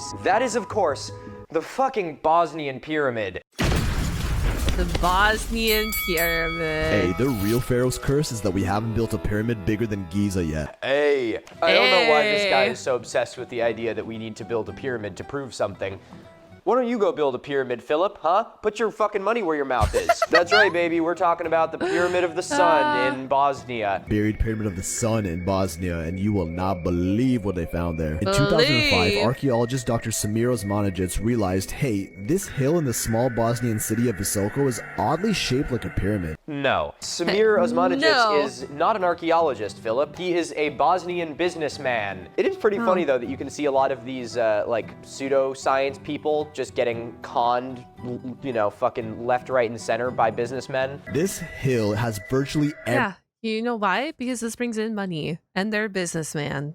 That explains it all right there. They're getting money to do this bullshit. every characteristic of a real pyramid, and we continue to ignore it. Oh my god, again with this fucking language. And yet we continue to ignore it. We're literally just asking questions here. Why is it that no archaeologist has acknowledged that this hill that isn't a pyramid is actually a pyramid? The Pyramid of the Sun is not a pyramid. Correction, let me walk that back. We currently have no evidence to definitively state that the Pyramid of the Sun is a pyramid. To give you a little bit of background, the Pyramid of the Sun was discovered by this guy, Samir Osmanagic, who is a Bosnian businessman, let me reiterate. So when he found this hill that sort of looks like a pyramid, he thought to himself, hey. And now it's a tourist spot, right? I think it is. Literally, money. I can make a whole ton of... What kind of currency do they use in Bosnia? Bosnian I don't currency. Wait, no. Oh, I thought it said USD. Hey, I could make a whole lot of Bosnia-Herzegovina convertible marks off of this. Is that actually what it's called? Bosnia-Herzegovina convertible mark. Go figure. Samir got his start working for gas companies in Texas, meaning that he was reared from a young age knowing how to exploit nature's beauty in order to milk the pockets of a bunch of gullible people. So what he did is he claimed that he found a pyramid in this small town of Visoko, and then he made himself the president of the Pyramid Foundation and, you know, got a whole bunch of money from the government and pretty much made like a massive tourist trap. That's crazy. That's crazy. Oh my gosh, guys. I'm fucking a mind reader. I fucking knew it. In order to drive industry to this town. Now, don't get me wrong, I have a lot of respect for someone who's trying to drive tourism to more remote parts of the world. I do agree but what I with don't that. have respect for is Philip, who's too much of a fucking dolt to actually do any research himself. To start, it has 4 triangular sides. We all know, no, Philip doesn't believe in geological processes. And we already know this. We already know this by seeing him, how he talks about, like, the Antarctica periods and all of that. He doesn't believe in them. He doesn't believe in erosion. He doesn't understand how, I guess, rock layers form, like the formation of a rock layer. That is not knowledge that Philip understands, or he understands them and he just forgoes them. That's it. Pyramid confirmed. We're done. Joking, but it's got even grade slopes and corners that connect perfectly under the foliage. No, Philip, I'm not gonna lie to you. If you wanted to do a video saying, hey, this businessman found this place, and here's his evidence for why he thinks it's a pyramid, and then, you know, look at the actual scientific consensus, I would actually be okay with that, because at the end of the day, we do need diversity of opinion in the archaeological world because that's how discoveries are made. But this fucking guy phrases the entire video like this is an actual pyramid. Perfectly aligned to the cardinal directions, being only 1/300th of a degree off from perfect north, whereas Giza is 2/60th of a degree off. Should I just say right now, too, that there is not like, I don't know, there could be nowadays, because this is discovered in 2005, but there has not been accepted scientific research regarding this. Should I say that, or is that like too much for this video? Like this goes against everything. Electromagnetic frequency readers saw readings of 60 times more. He just like rattles off a bunch of buzzwords like the electromagnetic frequency ratings and how close it is to magnetic north and all this shit. 4 other smaller hills around it that are also suspected to be pyramids or some other structures, as is usually the case at these ancient sites. You know what though? I hope the people that are going to see this pseudo archaeology are enjoying the local culture. The case at those ancient sites. Oh boy, he's got that fucking image. The amount of times I've seen these images now, like they're just burned into my brain. Look, here's 4 pyramids and 4 examples of 3 doors next to each other and 4 examples. Oh no, 5 examples of 3 things next to each other. And just have a look at these drone shots and tell me these formations look natural to you. Those look natural to me. Radiocarbon analysis taken from the rocks hidden beneath the vegetation revealed that this pyramid would be over 35,000 years old. Over 30,000 years older than Giza. During a time in which traditional history claims only tribes and cavemen incapable of erecting such monuments roamed the earth. Oh my god, this guy makes me have a fucking migraine. Okay, you know the best part is, Mila over here has done a part 2, and part 2 is even longer than part 1. I think that's the best part about this. There's a lot to unpack there. First and foremost, check traditional history off your bingo cards. You could also check off telling everyone the archaeologists think that ancient people were stupid, which they don't. And lastly... Which is sad. It's sad that they think ancient people were stupid, because no, they shouldn't have the accessible to the technology that we have today, but look at all the things that they were able to create with the tools that were given to them back then. Philip, I know we already talked about radiocarbon dating, but apparently we're gonna have to do it again because you learned fucking nothing. A radiocarbon date of 30,000 years does not mean shit. A radiocarbon date dating back to 30,000 years in a layer that shows that there was human habitation actually means something. Getting a radiocarbon date of 30,000 years ago is as easy as being in a place where something was growing 30,000 years ago. You cannot look at this date of 30,000 years and just be like, yeah, this means that it was a pyramid built almost 30,000 years before Giza. What the fuck, Philip? For reference, here's a timeline of all major ancient civilizations and structures built around the world. And here is where the Bosnian pyramid would stand in that timeline. Philip, do you actually believe this? Like, I get your whole thing is... You want the clicks, you want the views, you got 1.5 million people, and how else are you supposed to engage them unless you're just lying to them constantly? Oh my gosh. But do you really look at this timeline and think to yourself when the camera goes off, yeah, I said the right thing there. Look at this. Look at how long that distance is. Do you really fucking think that that makes sense to you? Like, just, do you have critical thinking abilities in your head? No, they don't. You can't have this persona of being like, kind of smug and like, you know, everyone knows that I'm saying facts. And then just say something that is just so fucking dumb. Like, it would be one thing if you were like talking about like actual government conspiracies or like, you know, talking about things that the government is actually doing in front of our faces. If you were being all smug about like the privatization of farmland or microplastics in our blood, I'd be like, yeah, fucking go off, king. But instead you're like, yeah, I actually know the truth. Here is all the wonders of the world, and look at this pyramid. It's all the way over here. Mainstream archaeology won't tell you about that. Excavations also revealed... Yeah, mainstream archaeology don't know jack shit. That's why... ... Satire, brackets. No, they know shit. Huge blocks of 7 tons each, stacked with geopolymer binding, which is an ancient type of cement. Dude. My head hurts. I knew going into this that my head was going to hurt, but my head hurts.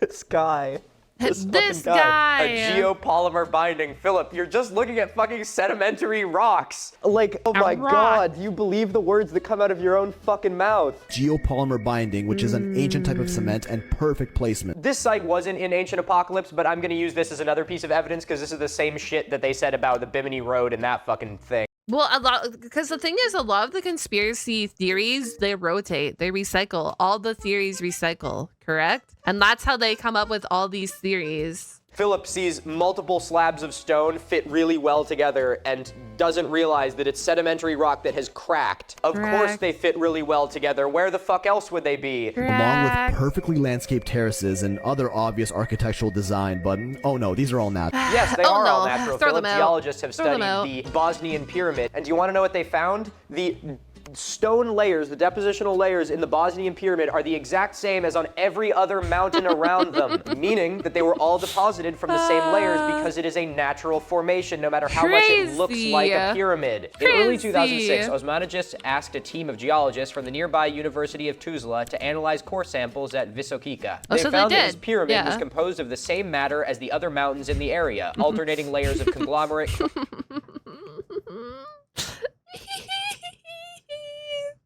Wow! Clay and sandstone. You could have literally just Googled this, Philip. It would have prevented you from saying something that was wrong. Unless, of course, you don't actually care about what's right or wrong, and you're just doing this to get as many clicks as possible, because you're kind of a sellout. Note that this was all uncovered up to a meter underground, as would be expected of a pyramid over 35,000 years old. Yet again, Philip, does that seem like it makes any goddamn sense to you? Fucking God. I don't know how someone's persona can be so smug and so wrong at the same time. With some even going as far as saying Dr. Osmanagic purposely placed these carved stones here to deceive the public. I don't even know if anyone actually said this or if he just made that up, because I don't think anyone in their right mind would think that he placed these stones here himself. But notice how that's the only credit that Philip gives to the alternative viewpoint. He's like, and these fucking idiots think he moved them there. Like, no, Philip, that is the lowest concern here. There are so many other things wrong that are so much more obvious. And famed Egyptologist Zahi Hawass, who oversees most of the Egyptian pyramid investigations, even petitioning the Bosnian government to stop these excavations. Yeah, not because it's a cover-up, because it's literally just a fucking waste of money. You are paying a Bosnian businessman, a Bosnian con man, fucking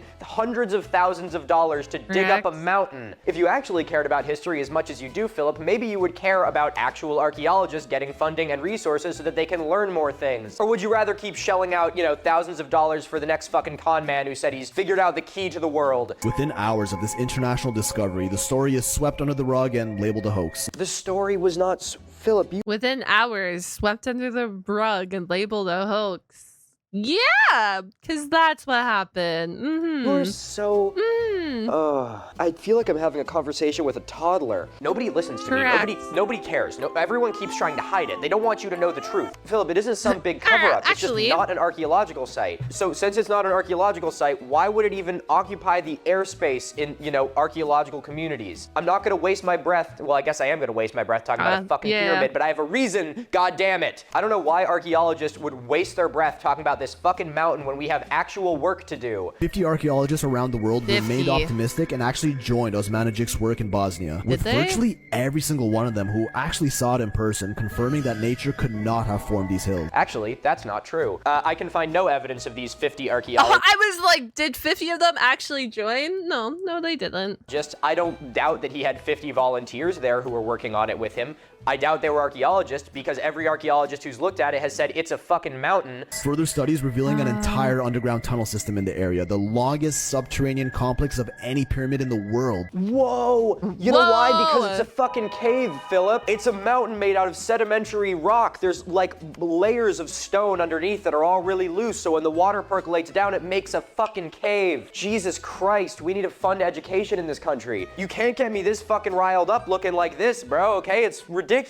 Inside these tunnels, large stone blocks were found that clearly seem to be artificially created. Created. What is your expertise in this field, huh, Philip? Now, every archaeologist will tell you that... Yeah, Philip, drop the receipts. We would love to see your receipts. We would love them. It's definitely just a natural rock, but me, the guy on TikTok, I know the truth. You know, I said that this is sort of like sedimentary rock deposits. The reason these rocks are so smooth is because they were once carried by moving water. They're like old river stones and things. So, of course, you're gonna find rocks like this buried in the layers of this mountain. And placed other artifacts like this giant round stone that no one can explain, and a whole bunch of other smaller ancient trinkets, statues, and even what appears to be a map carved into stone were all found around the Bosnian Valley of Pyramids. You're not covering your trail very well here, Philip. You kind of accidentally outed yourself there. They were all found around the Bosnian Valley of Pyramids. That's because people have lived in this valley for fucking ever. That doesn't mean they built the mountain. You're finding artifacts from all different points in time in a part of the world that has been occupied for tens of thousands of years, and then just attributing it to the nearby mountain. Also, is that just a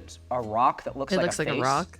That is absolutely just a rock that looks like a face. All dismissed as irrelevant or flat out ignored by mainstream archaeology. I'm gonna keep chugging Monster energy drinks and eating fucking McDonald's hamburgers because it's the archaeologists that are lying to us. Yeah, guys, why, you know what? They're the ones that are always lying to us. They're the ones that can't be trusted. They don't know jack. Wish that my prefrontal cortex was soft enough to genuinely be convinced that archaeologists are the ones we need to be worried about. That's so much more comforting. Like, I really wish this was the biggest problem we faced in the world. Someone should actually tell Philip what the government gets up to. He might actually be kind of concerned about it. If I could just sit back on my laurels and talk about fucking this mountain that looks like a pyramid, that would be so much better. It's too bad that the government doesn't represent us at all and is actively trying to do harm to our communities. Well, Philip's not talking about that, so I guess this must be the real problem. Even the peak of the Sun Pyramid forms a perfect triangle with the peaks of the nearby hills. So this video is a complete fabrication. The Bosnian Pyramid of the Sun, as of right now, there is zero actual archaeological evidence that it is a man-made structure. Yet Philip spends this entire video talking about how it is. He doesn't actually give any sources for this, obviously. And they say that the same sedimentary that makes up the quote-unquote Sun Pyramid is literally the same in all the surrounding pyramid. Oh my gosh, I'm starting to sound like one of them. All the surrounding mountains around it. So all he does is just rattle off a bunch of stats about this pyramid, and then in place of giving any archaeological evidence, he's like, and the archaeologists don't want you to know about it. So, Philip, I did a little bit of research for you because I know how much you care about facts. And you know what? I'm going to even recite it to you. Pyramid mania has descended upon Bosnia. Over 400,000 people have visited the site since October 2005 when Osmanagic announced his discovery. See, unfortunately, if people want to go see it, the nice thing is that's 400,000 people that are coming through that little city and giving them a little economy boost. Unfortunately, though, that's led by like a freaking con man. Here stands peddle pyramid-themed t-shirts, wood carvings, piggy banks, clocks, and flip-flops. Nearby eateries serve meals on pyramid-shaped plates, and coffee comes with pyramid-emblazoned sugar packets. Foreigners by the thousands have come to see what all the fuss is about. Wow, so sounds like this pyramid thing has been working out pretty well for the town of Visoko. And now again, as I said earlier, I am all for finding ways to encourage tourism to smaller communities. And good on the locals for being able to capitalize on it in order to, you know, support their livelihood. This mountain has turned into a nationalist rallying cry for Bosnia. Skeptics who say the pyramid claims are examples of pseudo-archaeology pressed into the service of nationalism have been shouted down and called anti-Bosnian. Whoa. What? I don't know, Philip. It sounds like you're getting into a bit of a gray area here. A place where a lie has been co-opted by a political agenda, and that anyone who actually tries to speak the truth or analyze these claims further is shouted down. Yeah, that really sounds like the side that you want to be on. Now, wouldn't it be hilarious if Philip, while trying to do his whole preach the truth, just asking questions bullshit, is inadvertently falling into an actual con man's conspiracy? That would be pretty weird, wouldn't it? His Pyramid of the Sun Foundation in Sarajevo has garnered hundreds of thousands of dollars in public donations. Like, it definitely is. Look at all the money that this is making. Look at this Pyramid of the Sun is making like billions now, man. Billions. And thousands more from state-owned companies. Osmanagic says his foundation has received over $1 million, including $220,000 from Malaysia tycoon Vincent Tan, $240,000 from the town of Visoko, $40,000 from the federal government, and $350,000 out of Osmanagic's pocket. Meanwhile, the National Museum in Sarajevo has struggled to find sufficient funds to repair wartime damage and safeguard its collection, which includes more than 2 million archaeological artifacts. That's sad. No.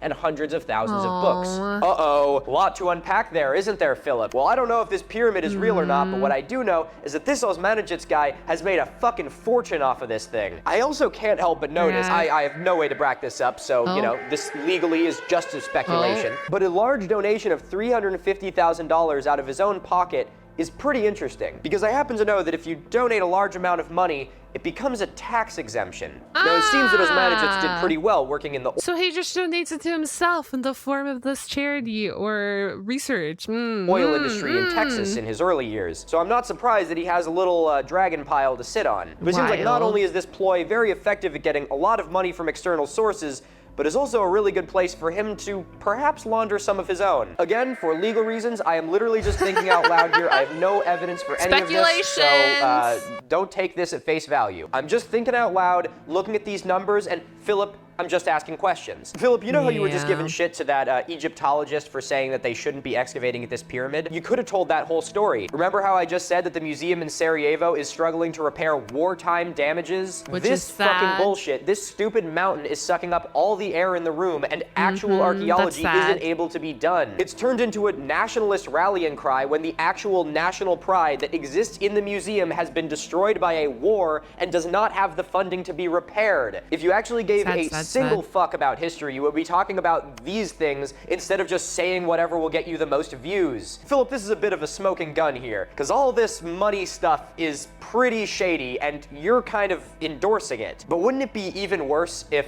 the government was involved? The Pyramid Foundation's political clout is considerable. When the Minister of Culture of the Bosniak Croat Federation blocked the renewal of foundation permits in 2007 on the grounds that the credibility of those working on the project was unreliable, the action was overruled by the Federation's Prime Minister. Quote, "Why should we disown something that the entire world is interested in?" End quote. He told reporters at a press conference following a visit to the site that, quote, "The government will not act negatively towards this project." Another member of the national presidency also expressed support for Osmanagis' project on the grounds that it helps the economy. That doesn't look very good. You're saying that the government is willing to allow a con man to continue conning people because it brings economic revenue. That's so sad. That's so sad. I knew it. Like, there's no reason. Oh my God, that's so sad. That's to the town. Again, I'm all for economic revenue, but Philip, you are a liar. You are a liar who is now literally supporting what some could classify as a government conspiracy. There is a con man who is claiming that he found a pyramid. He makes himself the head of the foundation where he can make a shit ton of money. Some people with a backbone in the government are like, hey, maybe we should allocate resources somewhere else. And other people in the government shut him down because, and I quote, "it makes a lot of money." Yeah, I'm going to say one more time that Philip, you are a goddamn liar. So there's a reason I'm so pissed off about this video in particular, and a reason that I have used it when I have given guest lectures at universities. Because this fucking video has 30 million views.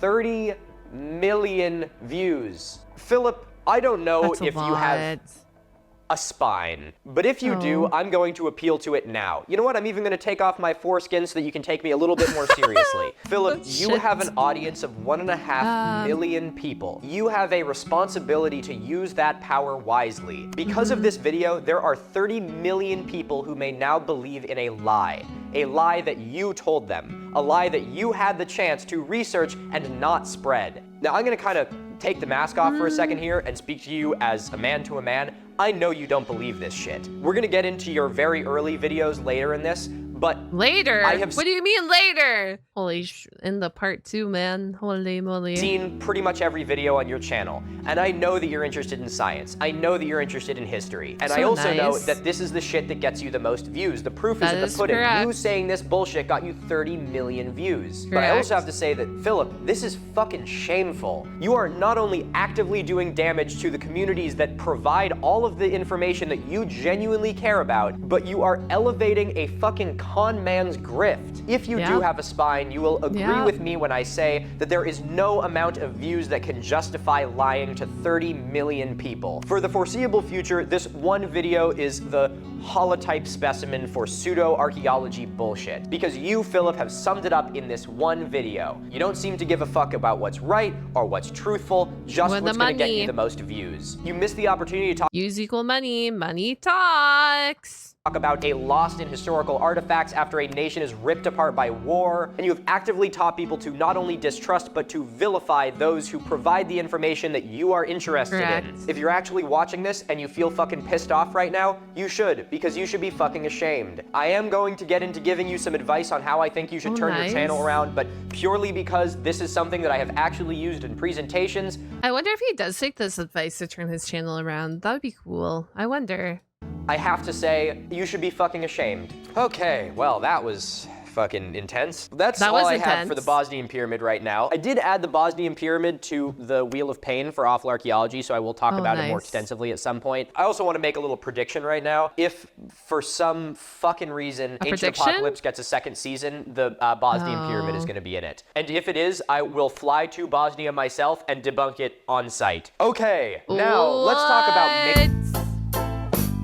Oh my god!